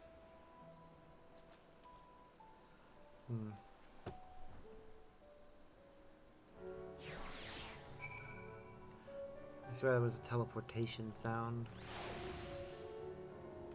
Oh, it's just our thing. There is naught to do now but bide our time. Come, let's return to the Enclave. Wait, that's it? Really?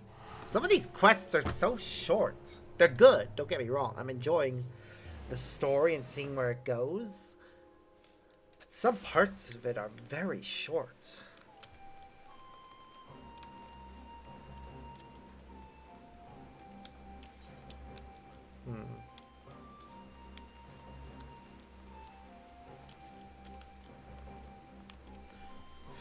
Alright, Hien.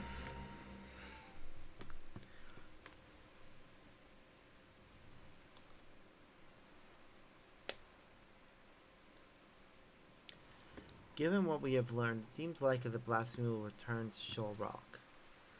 But that knowledge will avail us not if we cannot prevent it from escaping again.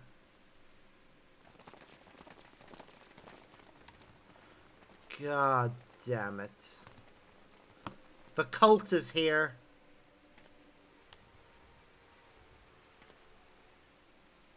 Lord Hien, on behalf of the people of Isari, we are come with a request.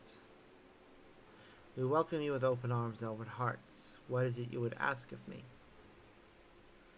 Those returned to us in the Priven Exchange have been granted shelter at the Kienken. That they yet live is an affront to the Kami's grand design. The spirits of our loved ones suffer for it. Balance must needs be restored, and so I beseech you to render them unto the goddess Izanami. Wow. Absolutely not. 'Tis not our place to pray for the death of others, nor draw a seal to sate mere bloodlust. When I take a life, be it by command or my own hand, I do so not in service to vengeance, but to uphold my duty to Doma and her people. How did your mercy for Yatsuyu serve your duty? How were your people made better by the sight of her walking free? For her crimes and her cruelty, I cut her down the day we took Doma Castle. I sought to kill her, and by rights she should have died then and there. But the Kami willed otherwise and returned her to us alive and bereft of her memories. With no recollection of her deeds, it would have been Tsuyu who faced punishment, not Yatsuyu. This was my judgment, and for it you were denied the justice you deserved. You have every right to resent me. But you come before me and ask that I sacrifice men and women whose only crime was to suffer, to be condemned to a life of servitude.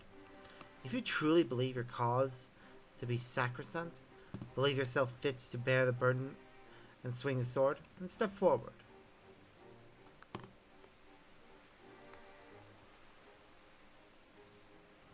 Sophistry and lies. They were meant to die. The spirits demand it. Are these the words of the dead, or the living who yet mourn? Oh shit! Look who's here! I was not expecting to see you ever again, and you're bald now. Must have shaved his head. Well, it's nice to see you again, Gosetsu. Word of the Asari priestess and her gifts has spread far and wide. I thought to see the truth of it myself. By coincidence, I crossed paths with a traveler hailing from the same village, who had a mind to return as well, but alas could not, so he bid me deliver a missive in his stead.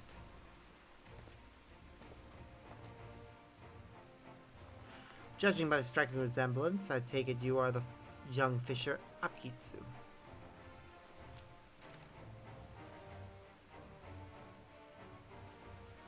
This is a letter from my father. He was severely wounded in battle, but expects to make a full recovery. He's alive, but that would mean... She lied. Surely a woman of your talent could devise a plausible explanation for this turn of events.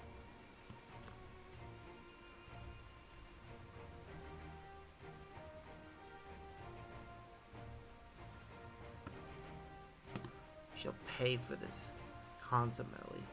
My daughter will make certain of that. And the cult is abandoning her. Good.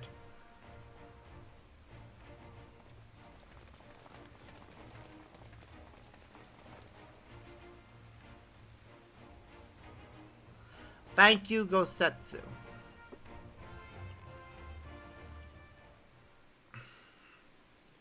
Your timely arrival helped us greatly. Though why are you bald? I don't remember him being bald during his last appearances. Apologies for the abrupt and otherwise unannounced arrival. As you can see, my Lord Hien, I am returned. Full glad am I for it. Thanks to your timely arrival, we have given the lie to Kisei's claims of preternatural powers. I gather you are apprised of recent events. Aye, it may not take long to learn the state of affairs here in Doma, and that my assistance may be required. I have heard tales of Kisei channeling the dead, including the father of one young fisherman. I'm actually surprised when I saw this spirit in the flesh. It was also on pilgrimage, paying respects to the departed, and we chanced to meet in a Liberation Front infirmary. Would that we were not brought back together under such circumstances, but I'm glad to see you all hale and hearty. Oh wait, now I remember, he lost his hair when the castle fell, didn't he? It's been a while since we've seen him. I can't remember exactly. Oh look, it's a child.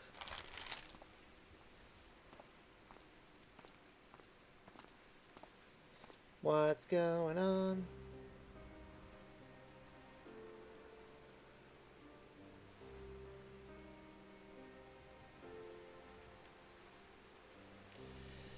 Tombo, is something the matter?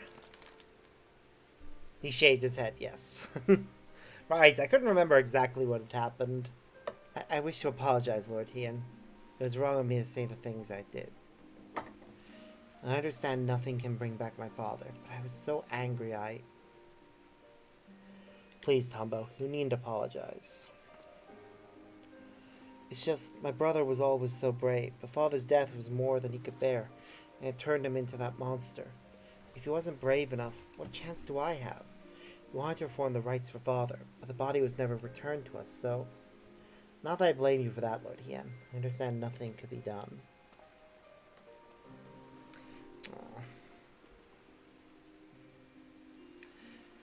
That Akitsu's father survived is nothing short of a miracle, but I fear he is indeed the rare exception. I've offered prayers at more graves than I can count. It would be cruel to give others the false hope that their loved ones might return.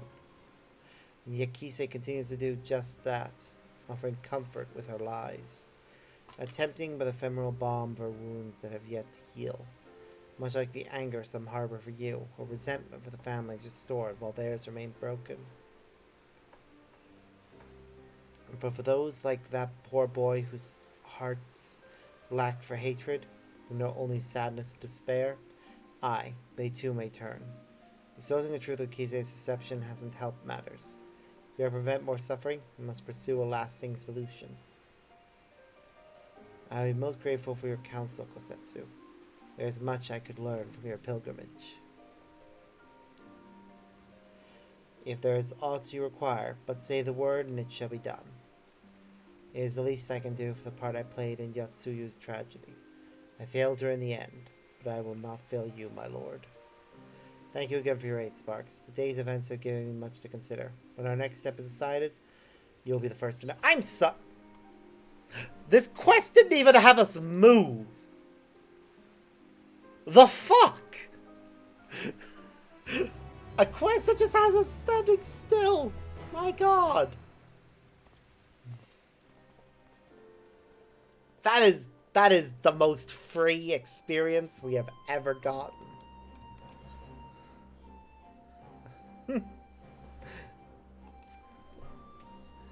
Regrettably, there have been no sightings of the Blasphemy since our first encounter at Shoal Rock. As Tansu surmised, it seems to fear confrontation. We, for our part, have tried good use of this intervening calm. Even now, Lord Hien and Gosetsu discuss how he might prevent other villagers from turning. If you wait here a moment, you would no doubt wish to hear your thoughts on the matter.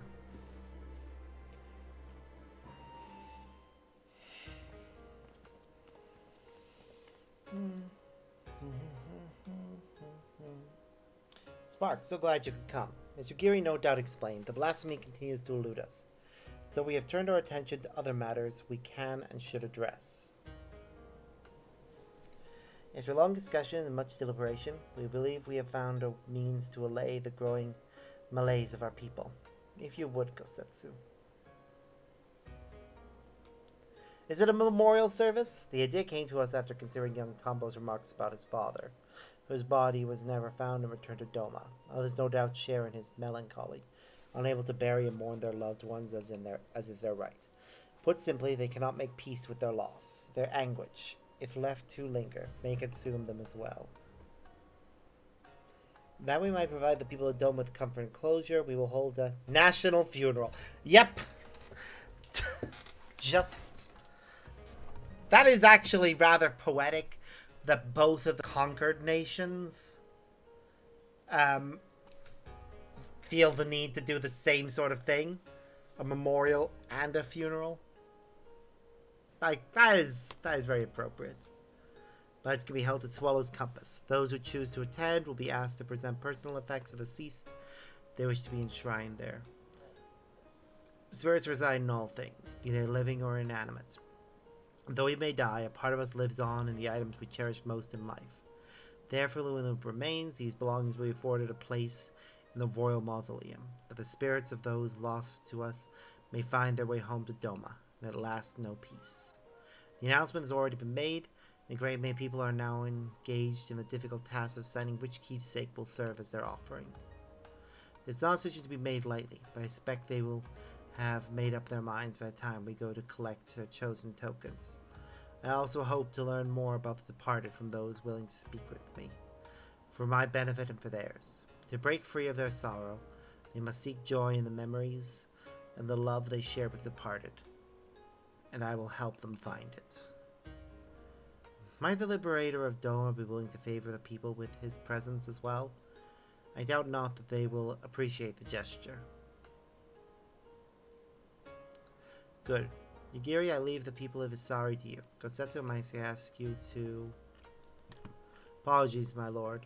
There's a small, but most urgent matter I must first tend to.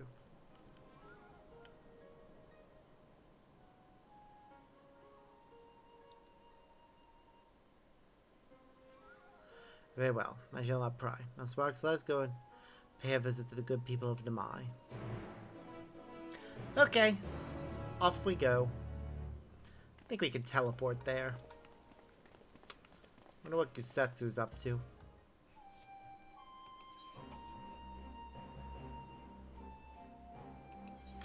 I hope he's not trying to find an item for Yatsuyu.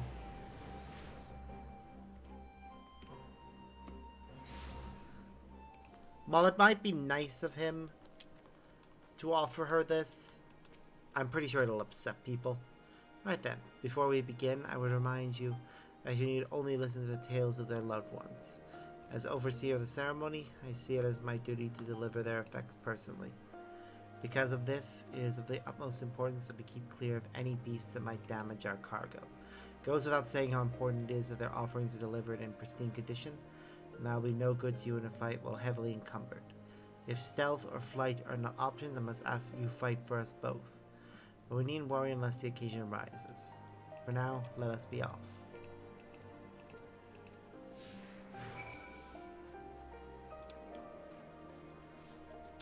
Right.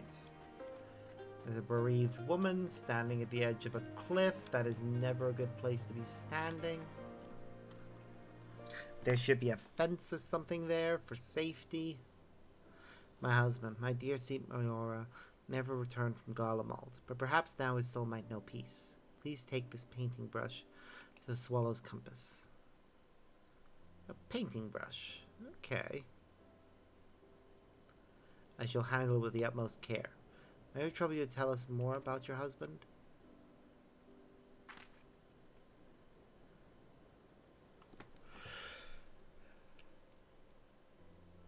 Horia was a kind and gentle soul. There was nothing he loved more in the world than to create. That brush never left his side, not even when he tended the fields. Any spare moment was dedicated to his craft, and he produced the most wonderful vistas of Yanxia. It was his dream to take us to Kugani, where we would become a famous artist, till he was conscripted. In the early days he would send drawings of the places they took him, though I know not how. More time began to pass between each arrival, and then they stopped coming altogether.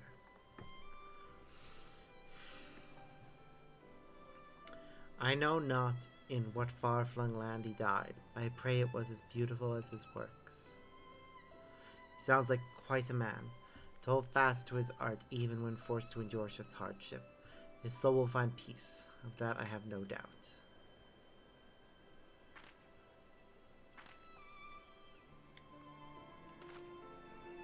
Yeah. Oh, keep yawning. I definitely got enough sleep.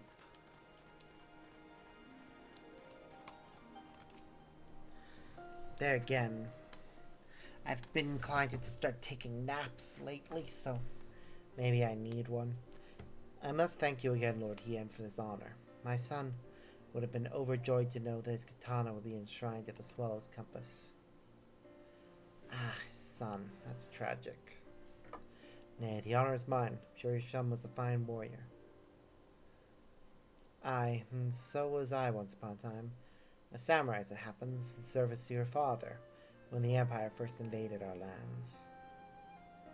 Though we were defeated, our spirits broken, my son Matsuyo was never one to lose hope. He was determined to follow my footsteps, gave his everything to honing his skills with the blade.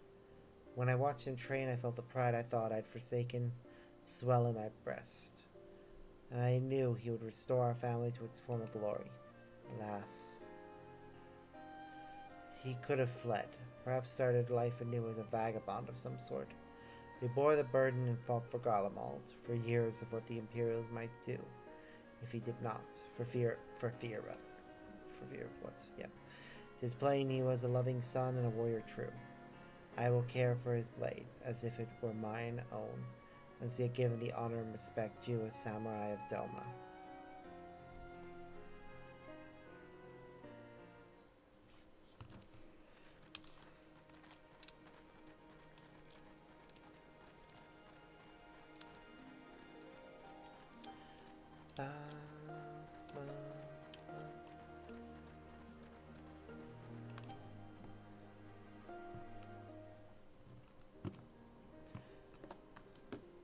I realize it's quite large, but I wanted to offer this on behalf of my brother and our father, Suzushiro.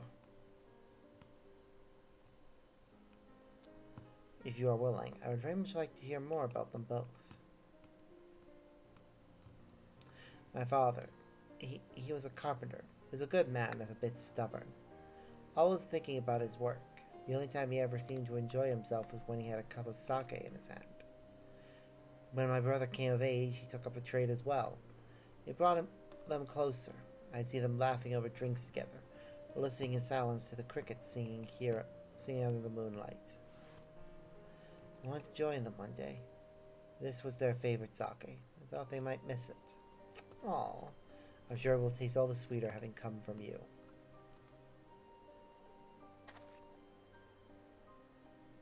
I realize no one can ever replace your brother or father, but if you will allow, it would be honored to share drinks with you in their stead. When you are of age, of course.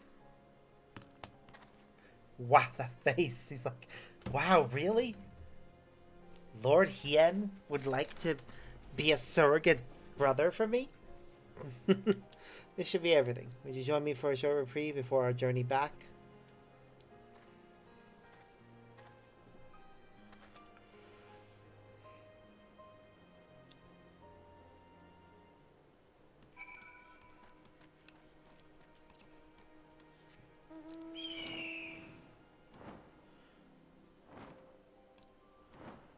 Yeah.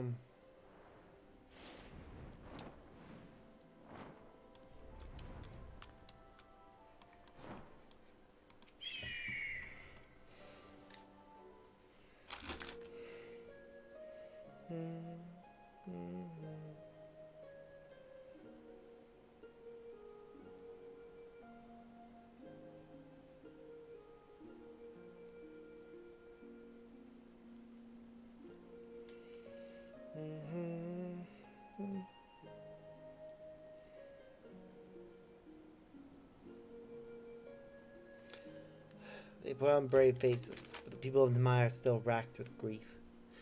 It is the same at every village I have visited in recent days, but it is only now that I am struck by the contradictory nature of my goals. Having joined the Eastern Alliance, taken steps to revitalize the Enclave, I believed Domo was at last on the path to peace and prosperity. I still do, yet by focusing so keenly on the future, I have neglected the past that yet haunts my people. Even if they do not give in to despair and become beasts that plague our lands like poor Tombo's brother, how are we to truly move forward if we are constantly looking back?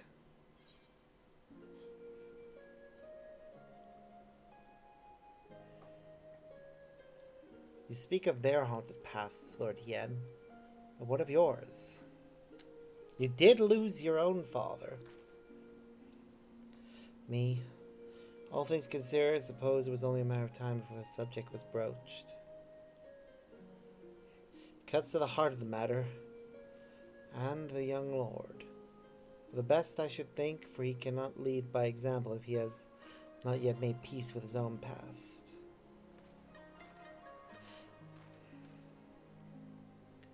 A thousand apologies, Lord. I was passing through, tending to the matters of which I spoke earlier, when I chanced to hear familiar voices in the distance. If it may be so bold, the people of Doma, one and all, understand the source of your pain.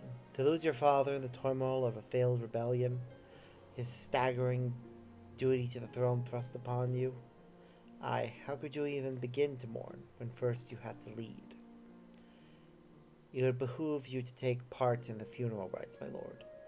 Take this time to make peace with your past while it is still yours to spend. Though unlikely, if not impossible, were you to become a monster as well, no one would surely be lost. And thank you for your counsel, Kosetsu. But if I may ask, why is it you keep your blade at the ready? I thought this personal matter of yours to be naught but a trifle, or am I mistaken? Well, I found the katana a superior tool for peeling persimmons. Speaking of which, I do believe my stomach begs for sustenance, if you'll excuse me.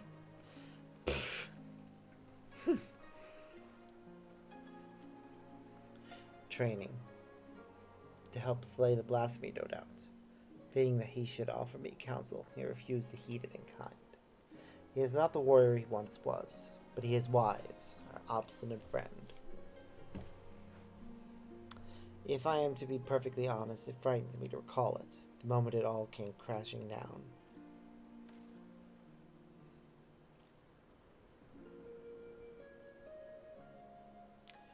We'd taken Doma Castle. Victory was ours. We looked out and saw the banners of the 12th Legion marching towards us, the crown prince of the four.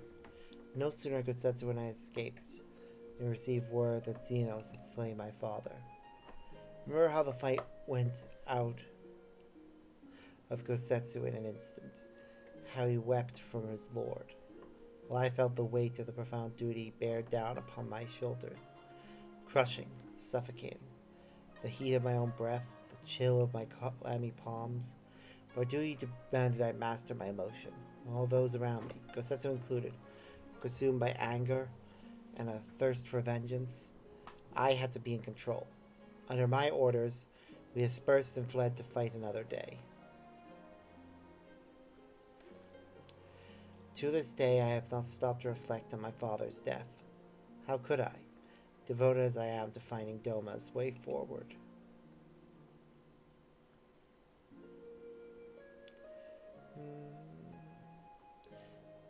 But now I must. And so, having taken you into my confidence, will you see us through with me to journey's end?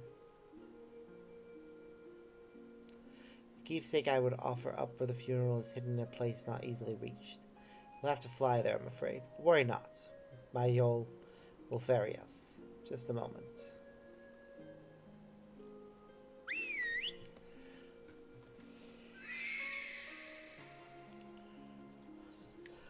We're just getting teleported.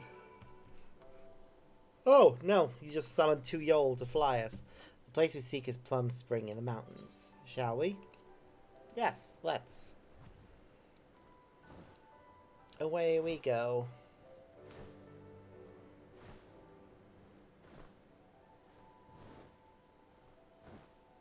It is nice these little scenes have been able to be a thing.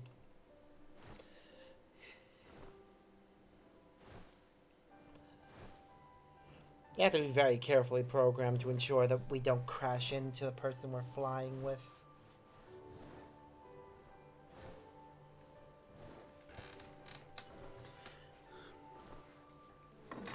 But also so that we can see them. I think we went to Plum Spring as part of the ninja plotline.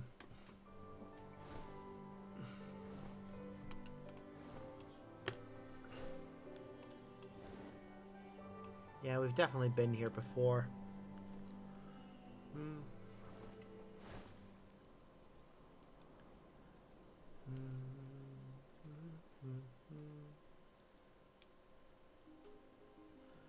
My parents would bring me here for Hanami as a child. Its beauty and serenity was such that I could forget the realities of the occupation.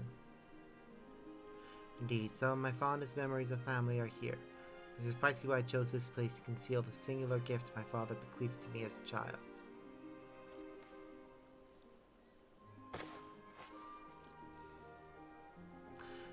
Oh!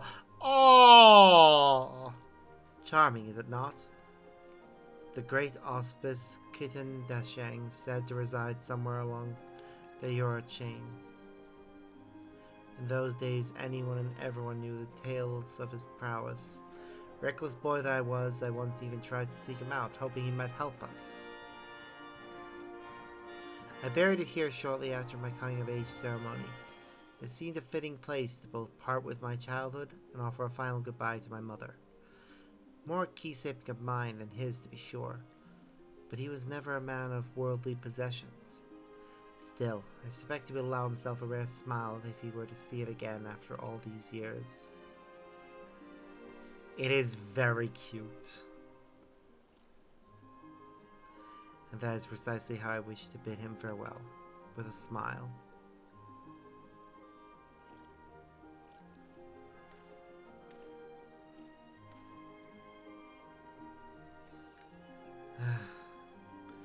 Should go without saying, I prefer it not to become known that I kept this doll here. We wouldn't want the children to go jealous now, would we? And with that, I believe it is time we return to the Enclave.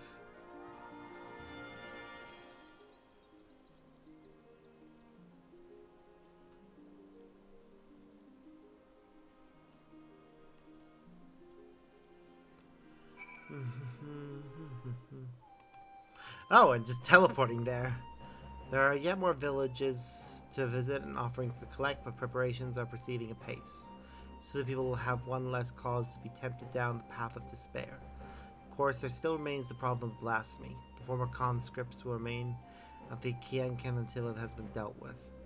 We will slay the beast in due time. Before that, I would be honored if you were present for the funeral rites. Pray speak of Yukiri when next you visit the Enclave, and she will tell you more of the proceedings. Well, that won't happen until we hit level 90. So, onwards to the next one. What's the next one that we have to do that we haven't done already? Let's see. We've got the melee DPS one to do, but also the tank one. Okay, well, we'll go do the tank one next. Was it New? It is Gridania that we need to go to, isn't it? For that one. Yep.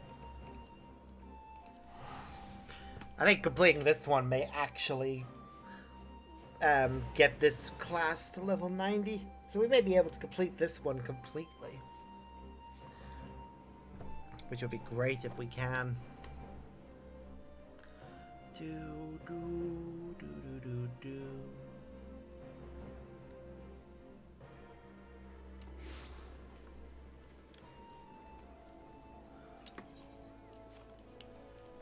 Onwards.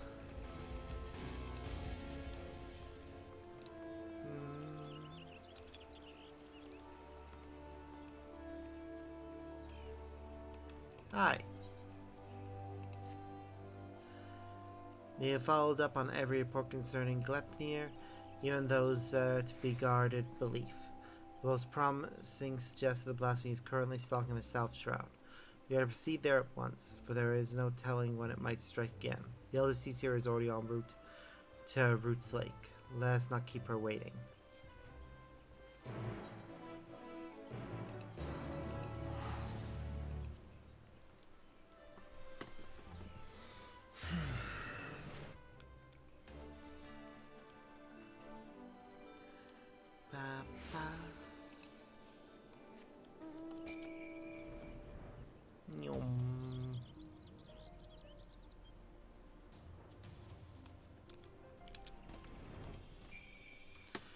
Greetings, Sparks. As luck would have it, my sister Ray frequents Camp Tranquil. It would do well to meet with her first, for she may have knowledge of this threat that can aid us in our search.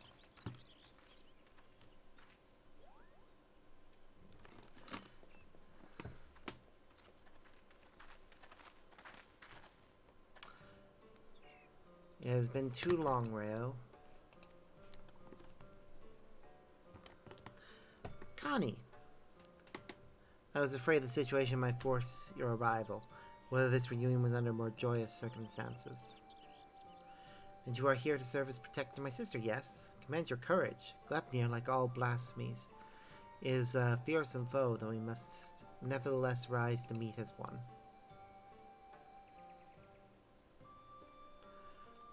Every moment is crucial, so let us disperse with further pleasantries.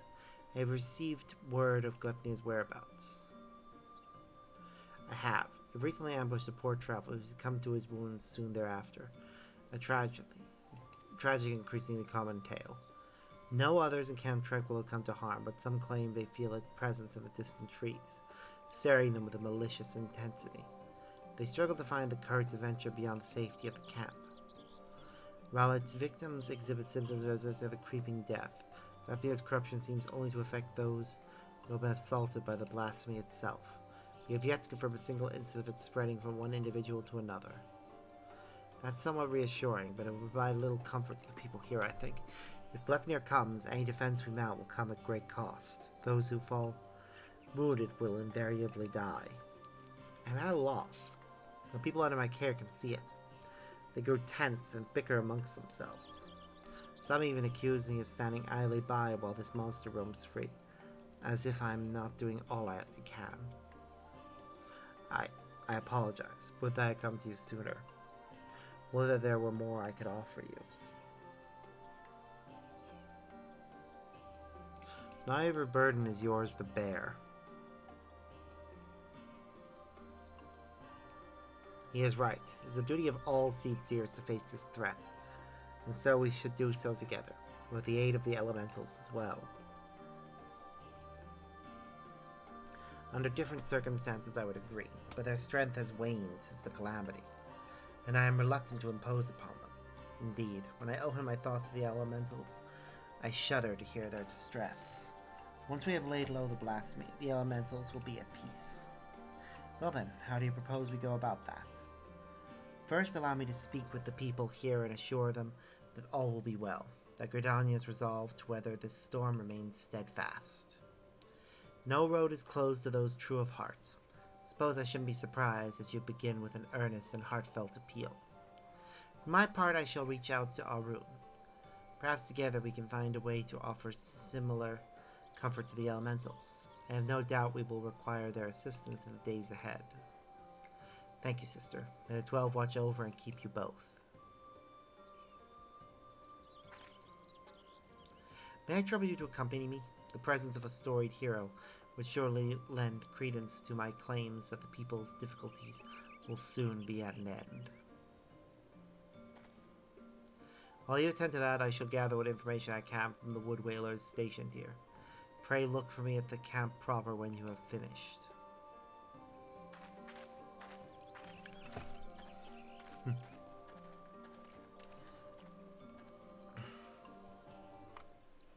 I do kind of like that the outfit we're wearing right now, which does have parts that come from a later dungeon, go very well with the arms and legs. There is obviously a color difference, but it's not off-putting.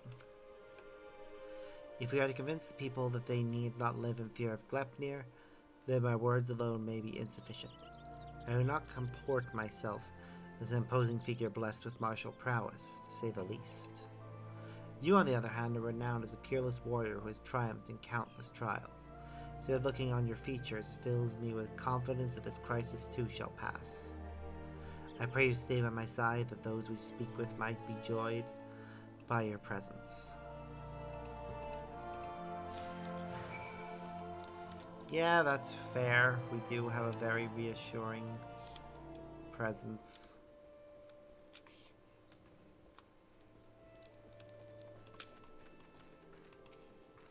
Seed seers are sitting pretty with their guards and finery. What do they care if a beastie is running amok? They'll be fine. That's why they're doing nothing while it hunts us. Ye fools to trust our lives to those who don't care a whit. Past time we went south. At least in Odal they'll pretend to look out for the common man. Hosir's here. I was just, I promise you that we are sparing no effort in our hunt for Gleipnir. However, it will take time, and more may suffer before the beast is laid low. Nevertheless, I ask that you place your faith in me, if only for a while longer. I love the 12's wood and your people with all my heart, and I will not let our enemies torment it. I understand. Man's gotta give voice to his worries from time to time, aye? Nothing I want less than to abandon my home. I'll stick around, for now.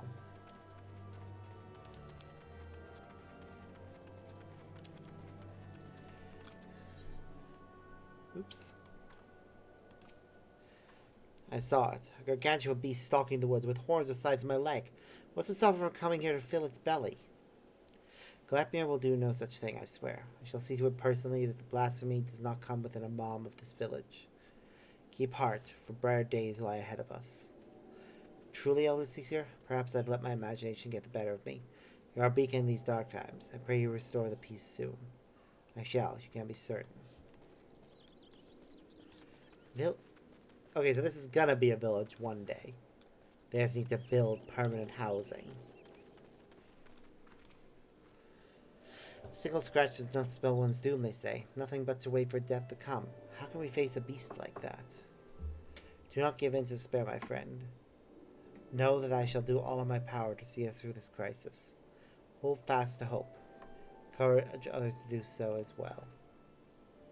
I'll try, Elder Caesar. I'll try. I know you've placed yourself at risk, leaving the safety of the city and coming here. That means a lot to me and mine. I'll stay close to the whalers and pray news of your triumph reaches us soon. Oh dear. Thank you. I promise you that it will not be long.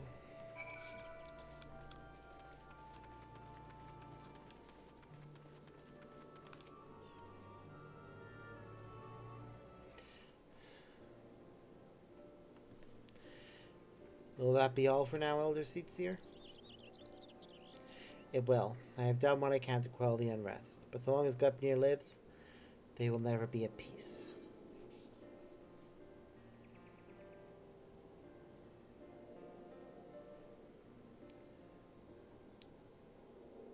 Do you doubt your chosen course?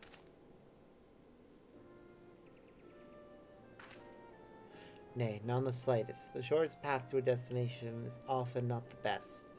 Today was a welcome reminder of that truth. Mayhap I should visit these settlements more often. Doubtless some here think me as distant as the elementals.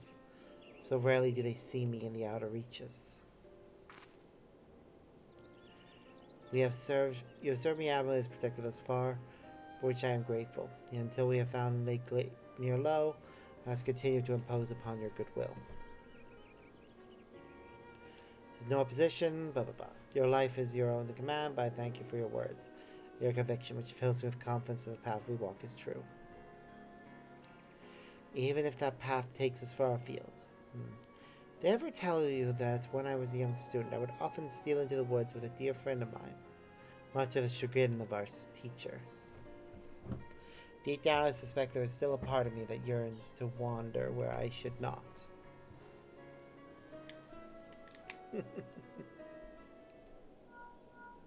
Ooh, somebody's got a communication.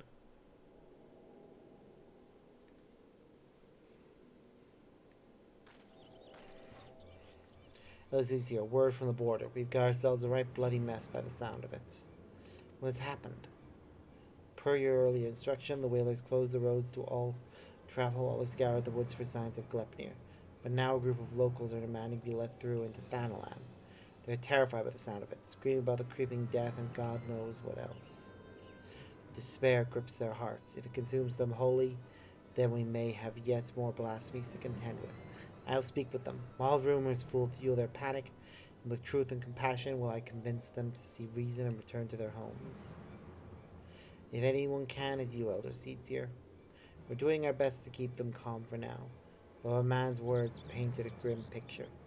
Pray you make your way to the border as quickly as you can.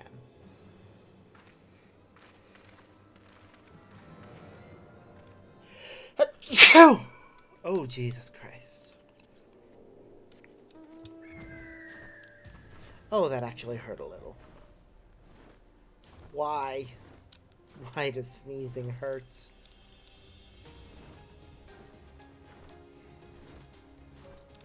Wah.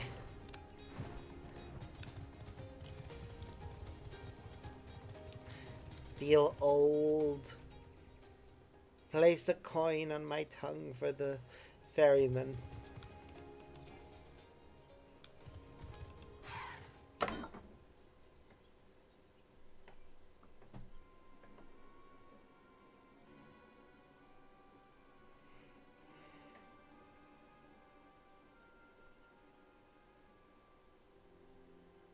Let's through, damn you. We're standing here while the creeping death nips at our heels. You're telling us to die? Those rumors are false. The LCC herself sent word. Creeping death is not responsible for the recent incidents. You mustn't surrender to panic. Return to your homes while we deal with the threat, and pay no heed to baseless stories. Stories! I've seen the dead with my own eyes. Don't tell me what is and isn't true. Hearken to me, my friends. I come before you now to assure you that the creeping death has not returned.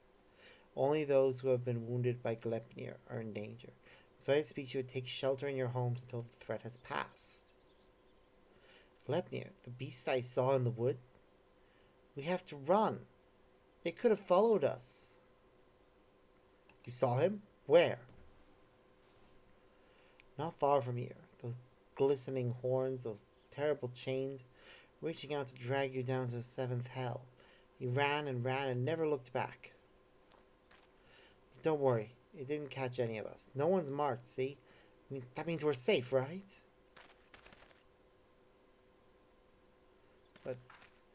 Say we weren't quite fast enough. What then? Thorns and claws are where the poison resides, and even a scratch would be cause for concern.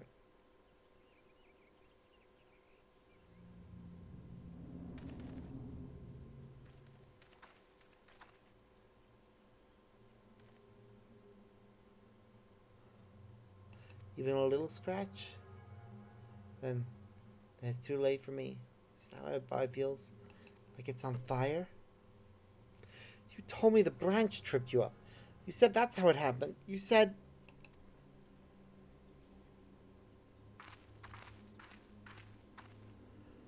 Oh, heavenly winds, guide us to the font of strength.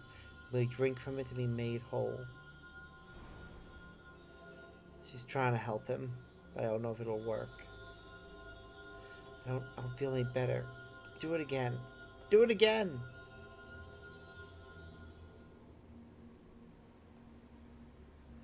It hurts. Help me. Conjury has no effect. There can be no mistake. This is Glepnir's doing. Even so, I ask that you do not lose heart. Stay strong, for if you surrender to fear, the beast has already won. No, I don't want to die. Please, help me.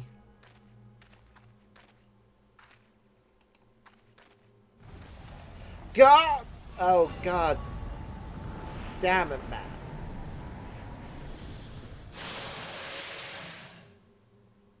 Get back! Ooh, that's a new one. I've never seen a blasphemy like that before. You said it wasn't... Why? Why? Liars. Liars. All of you. None of us are safe. None of us will... God damn it.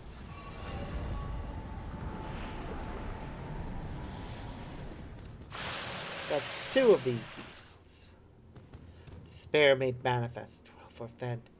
Is there naught that can be done for these poor souls? No, afraid not.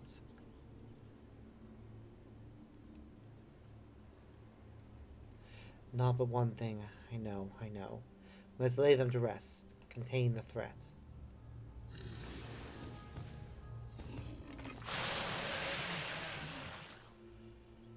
God damn it.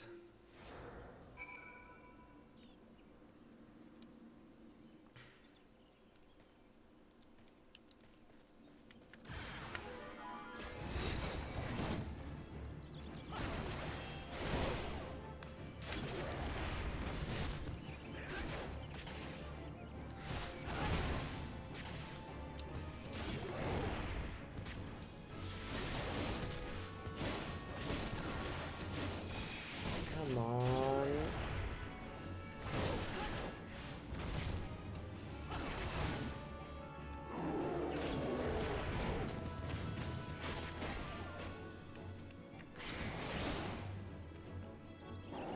I feel bad for them. They are at peace. Would that it not come to this. I was powerless to prevent it. You did all you could, Elder Seatseer. Is that what's going to happen to us? Is there no hope? What you witnessed was the fate of those who fell to deepest despair. It feeds upon grief and anguish. It is more deadly than Glepnir itself. But as I swore to you that we shall defeat the blasphemy that haunts our homeland, so too do I swear that despair will not be the end of us. Keep the faith and look to the horizon, for brighter days will come. As you say, Elder Seatseer, as you say. Glepnir is not here, and so you are free to return to your homes. I but urge you to take care on the path back. We will, Elder Seatseer.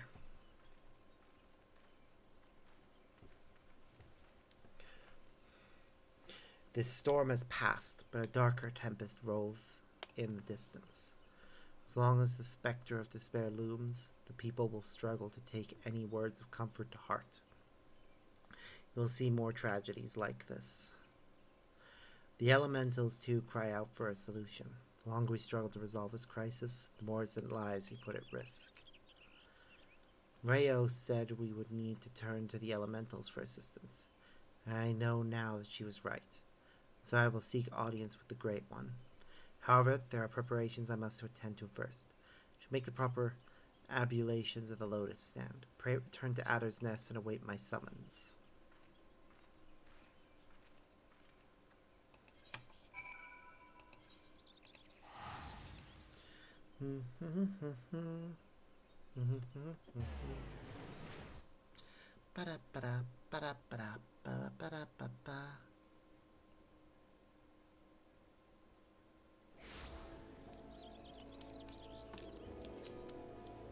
That was the level 86 mission.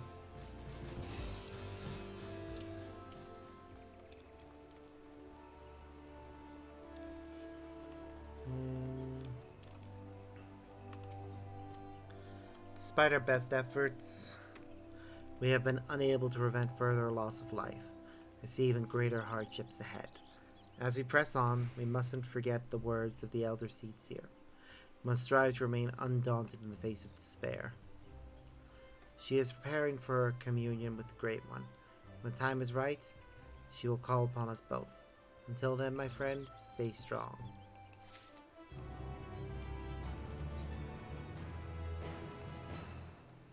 The situation has worsened since last we spoke. Gleipnir grows bolder in his attacks, and the conjurers are spread thin in their efforts to attend the victims.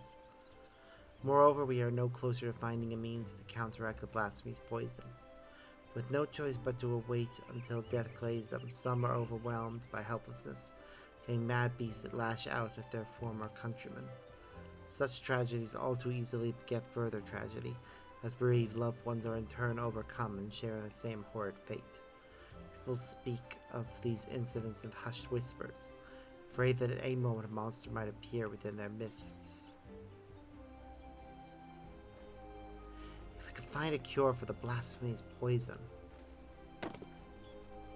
Indeed, let's hope that the Elder Seedseer's efforts to enlist the aid of the elementals are successful, and that united we may at last cleanse the Twelveswood of this evil once and for all.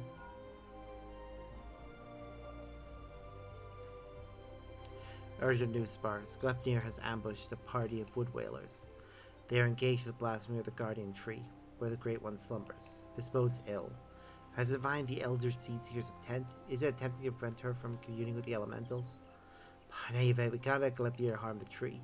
The Elder Seedseer bade us rendezvous with her at Sorel Haven. We leave at once.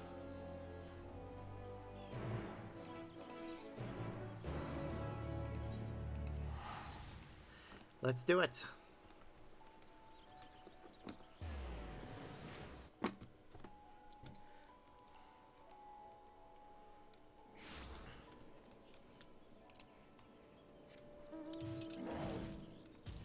Do do do. Da da da da.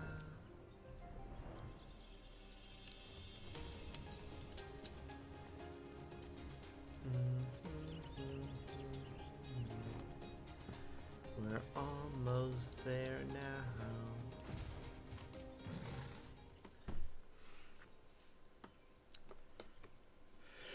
Goddamn. Bare arms and armor are strewn across the ground, but there is no other trace of man or blasphemy. Blasphemies. Hello. At least one of these quests has been combat oriented.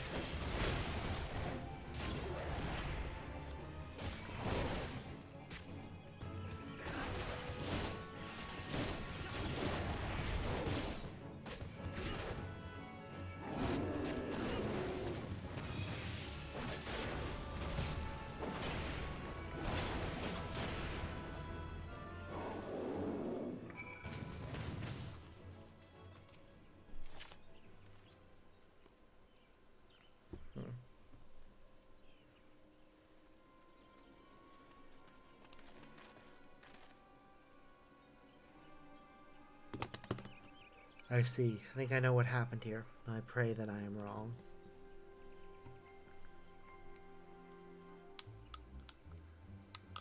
There is no sign of the wood whalers save their arms and armor. Seasoned warriors would never cast aside their equipment. But here it lies. I see not a single body. In the face of certain death, even the bravest among us can succumb to despair.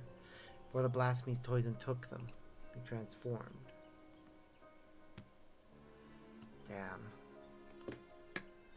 Glepnir could not have gone far. He may be watching us even now. Be on your guard. The air is thick with corruption. If the wood whalers succumbed to a man, we can expect a hard fight. Though I dread the thought of hurting our brave soldiers, we can't allow the creatures they have become to roam free. Let us form true groups to more quickly track down and cull the beasts. Once we have finished, we shall regroup under the boughs of the guardian tree.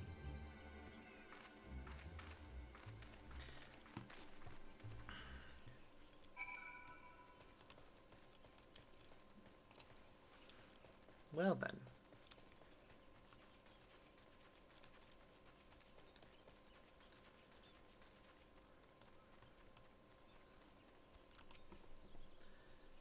Ba-ba-da, ba-da-ba-da-ba-da.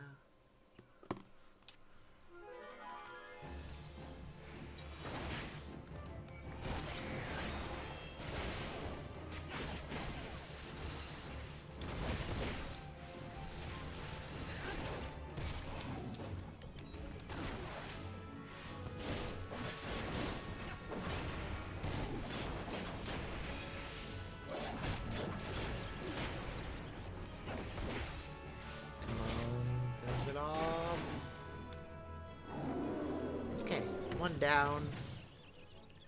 3 more locations to check.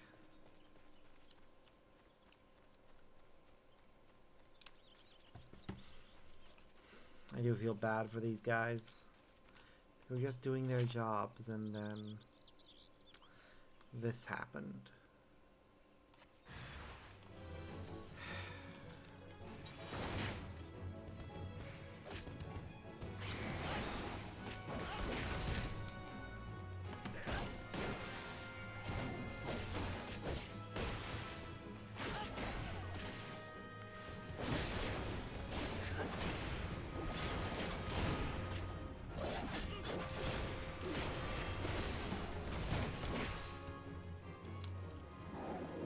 Okay, another one down. 1 left.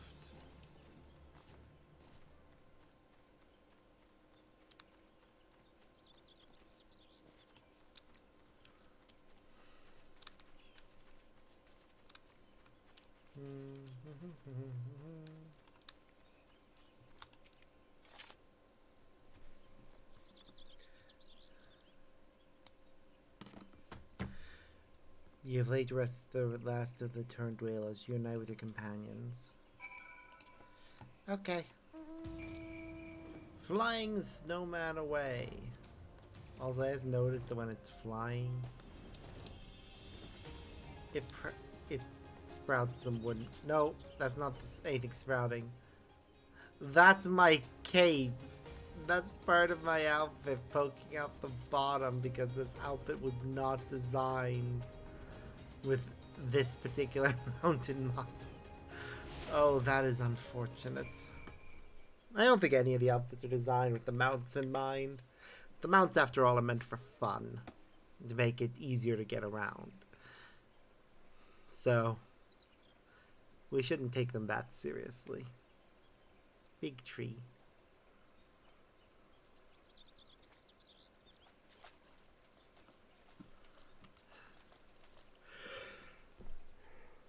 Oh, I saw that. Yep, the loss of so many brave souls is tragic, but now they are at peace, and the guardian tree is safe. Let us take comfort in that.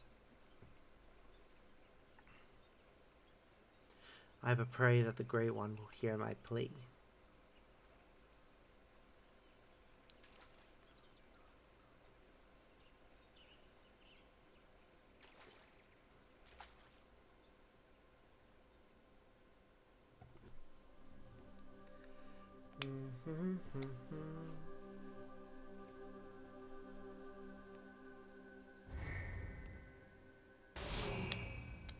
Ah!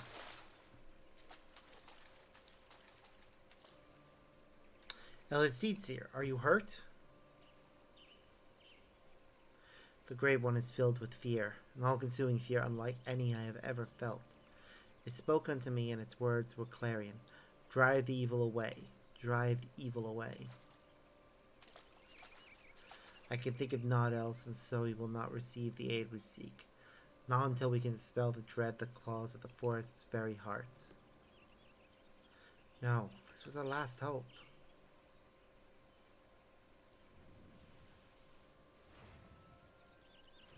That sound. Gleipnir approaches. We are not alone. Whoa. That looks like a behemoth. Wow. That's interesting that it took the form of a behemoth of all things.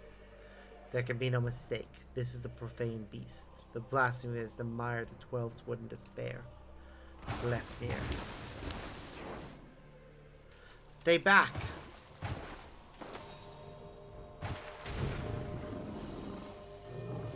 It makes for the guardian tree. We must stop it.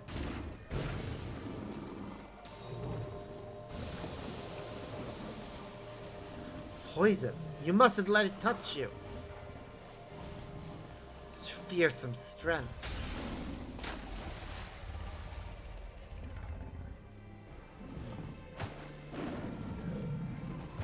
Nope.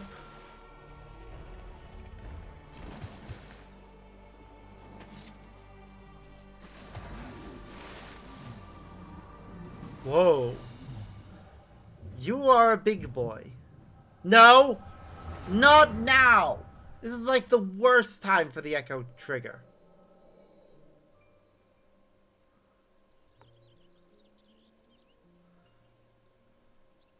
In accordance with our covenant, we Padgel have been blessed by the elementals. From the moment we are chosen, we are bound to act as mediators between man and nature. The most skilled among us are honored as seed seers, and it is their duty to guide Gridania through times both poor and prosperous. I can't say which of you will be found more worthy. In my estimation, you both have potential to become seed seers. Of that, I become more certain by the day.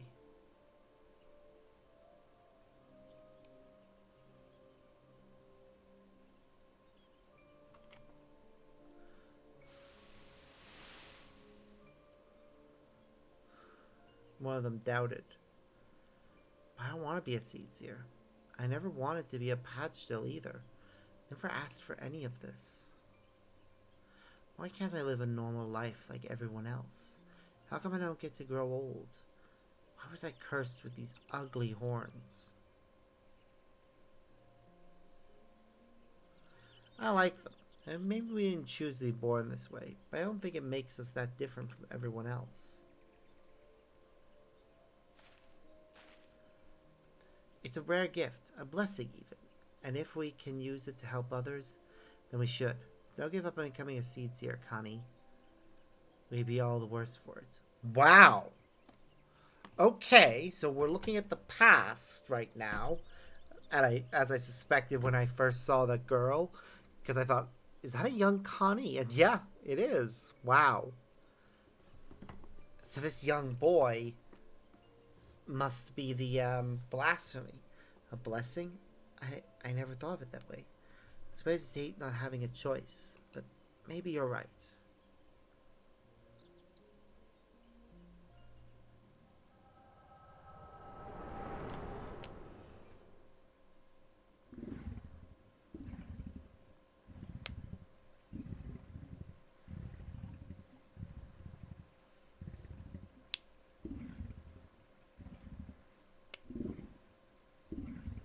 Con.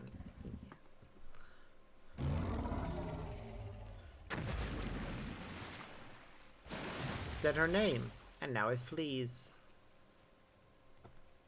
It being a behemoth, though, is kind of interesting.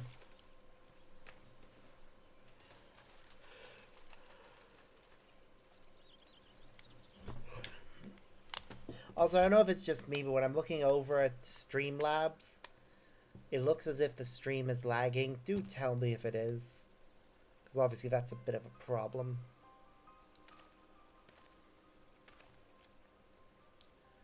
The matron is merciful. The matron is merciful. The other sees here has fallen unconscious, but is otherwise unharmed. The blasphemy must not have touched her. for I do not see the telltale mark of poison.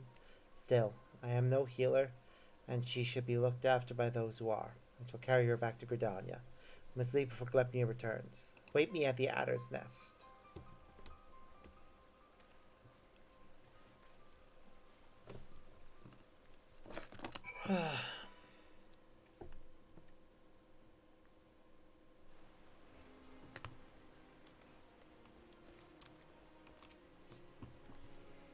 He should have a name. He shouldn't just be Keeper of the Entwined Serpents.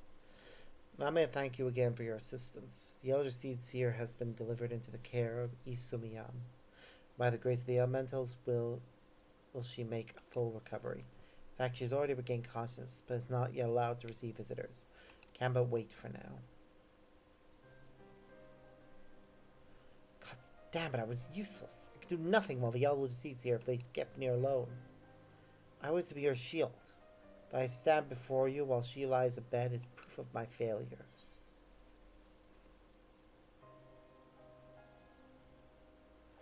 Connie lives still, and still she requires your protection. You truly are the hero of whom the bards sing, aren't you? You've suffered terrible trials, yet still you stand tall and resolute. Thank you for your counsel. How close I came to forgetting the lessons of my past. I have spoken of it to few. Truth be told, it brings me shame to recall it.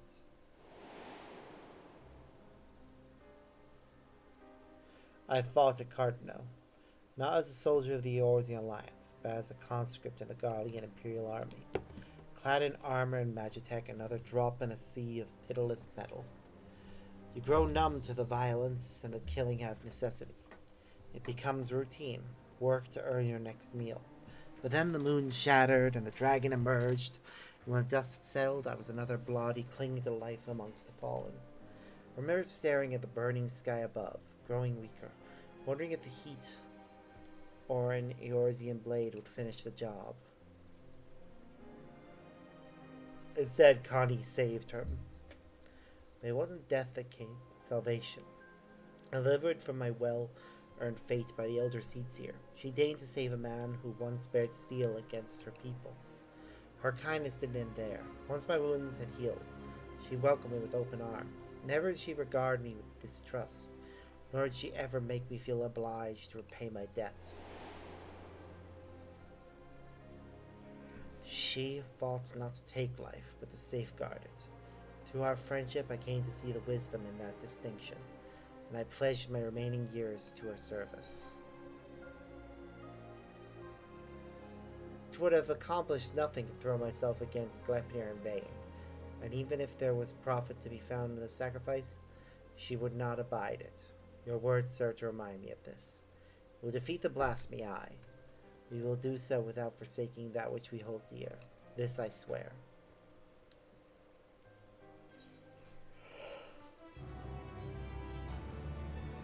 Okay.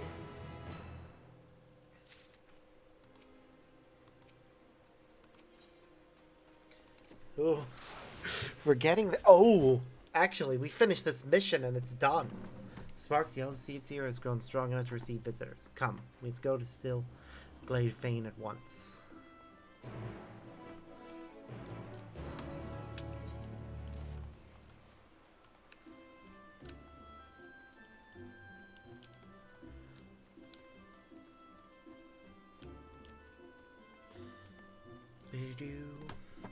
Yeah, I can see that when we complete this mission, we'll actually have enough XP to hit level 90.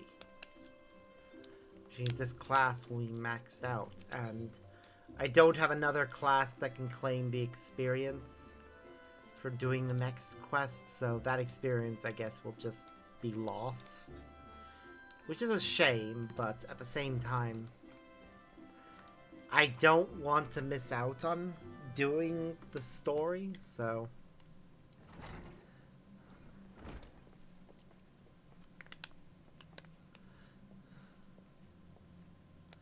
Elder Seedseer, fills my heart with joy to see you in better health. I am gladdened by your presence as well, my friend. Unless you wonder, know that the conjurers found no trace of the poison in my humors. If you are ready, I will resume our search for Glepnir. They may be up to the task, but you are not. 'Tis one thing to engage in conversation, quite another to go gallivanting about the Twelveswood hunting a blasphemy. I am aware you are a conjurer of surpassing skill. You will not presume to gainsay your judgment. But have my wounds not healed? Though visible to the naked eye, perhaps, I worry that the strain of your communion with the Great One has taken a toll on you in ways we may struggle to perceive. The Great One is a being of purest ether, and you were exposed to its unbridled despair, its raw terror. There may be consequences. I am aware of that, but Glepnir must be stopped. Till the blasphemy is laid low, people will continue to die. How am I to carry out my duties cloistered here? How am I to deliver the forest and its people from this despair?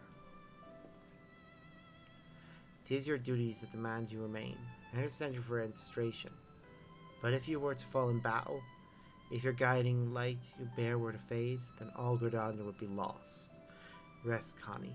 Rest and gather your strength so that when the time comes, you are fit to do what must be done.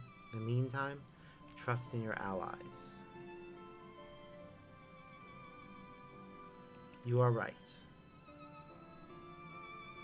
That said, I see no reason I cannot join in planning our next step.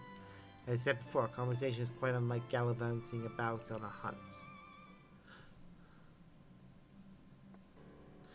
Our encounter with Glepnir has made it plain that we cannot hope to triumph over it as we are. Only with the Great One's power can we achieve victory. When the seventh umbral calamity was nigh, the Great One committed a portion of his boundless strength to extend a barrier over heaven and earth. The Ermine Hedge. Thus was the Twelveswood spared the worst. If we could convince it to again lend us even a small measure of that power, we would not need fear the poison. Therefore, I believe we should pour our efforts into placating the elementals, that we might earn their favor.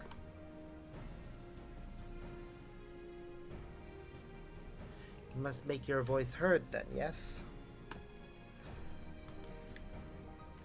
Indeed, we must find a way to assure the Great One of our good intentions, to remind it that we labor not for its destruction, but its salvation. I think, too, that we must gain a greater understanding of what drives Glepnir. It seems to bear resentment towards the elementals, the Great One in particular. Why? I have pondered this question myself. Lingering memories of the person Glepnir once was may be responsible. Reports from Brazad Han suggest this is likely the case, in fact. If we could but ascertain the original identity of Blasphemy, where are we even to begin our investigation? I share my echo vision. You are granted a vision of Glepnir's past, and I was there? Then I may know who he is, or was. As do I, the boy who trained alongside Kani in her youth. Yesura Supin? For all these years, is this what became of him? Ah, you mentioned it briefly before. Were you close?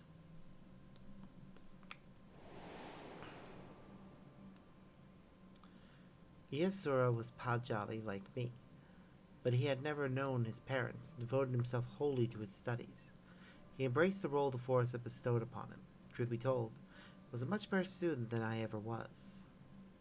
A fair assessment. Despite your esteemed heritage, you never took to my lessons as well as he. Ever dreaming of the outside world, stealing off into the woods more times than I can count. Could not keep watch over you at all hours, not even if I tried. The Elder Seedseer, a rebellious spirit? I can scarce imagine it. I resented being a Padshah. It was inconceivable to me that I could not live among the others. I did not scruple to express my misgivings to Isu Miyan at every opportunity. Yesura was a pillar of constant support. With thanks to his encouragement, I at last embraced my destiny and resolved to use my gifts for the greater good. We would not become Seedseers together. We would become Seedseers together, I believed, until one fateful day, gathering herbs in the forest at Isumiyan's behest.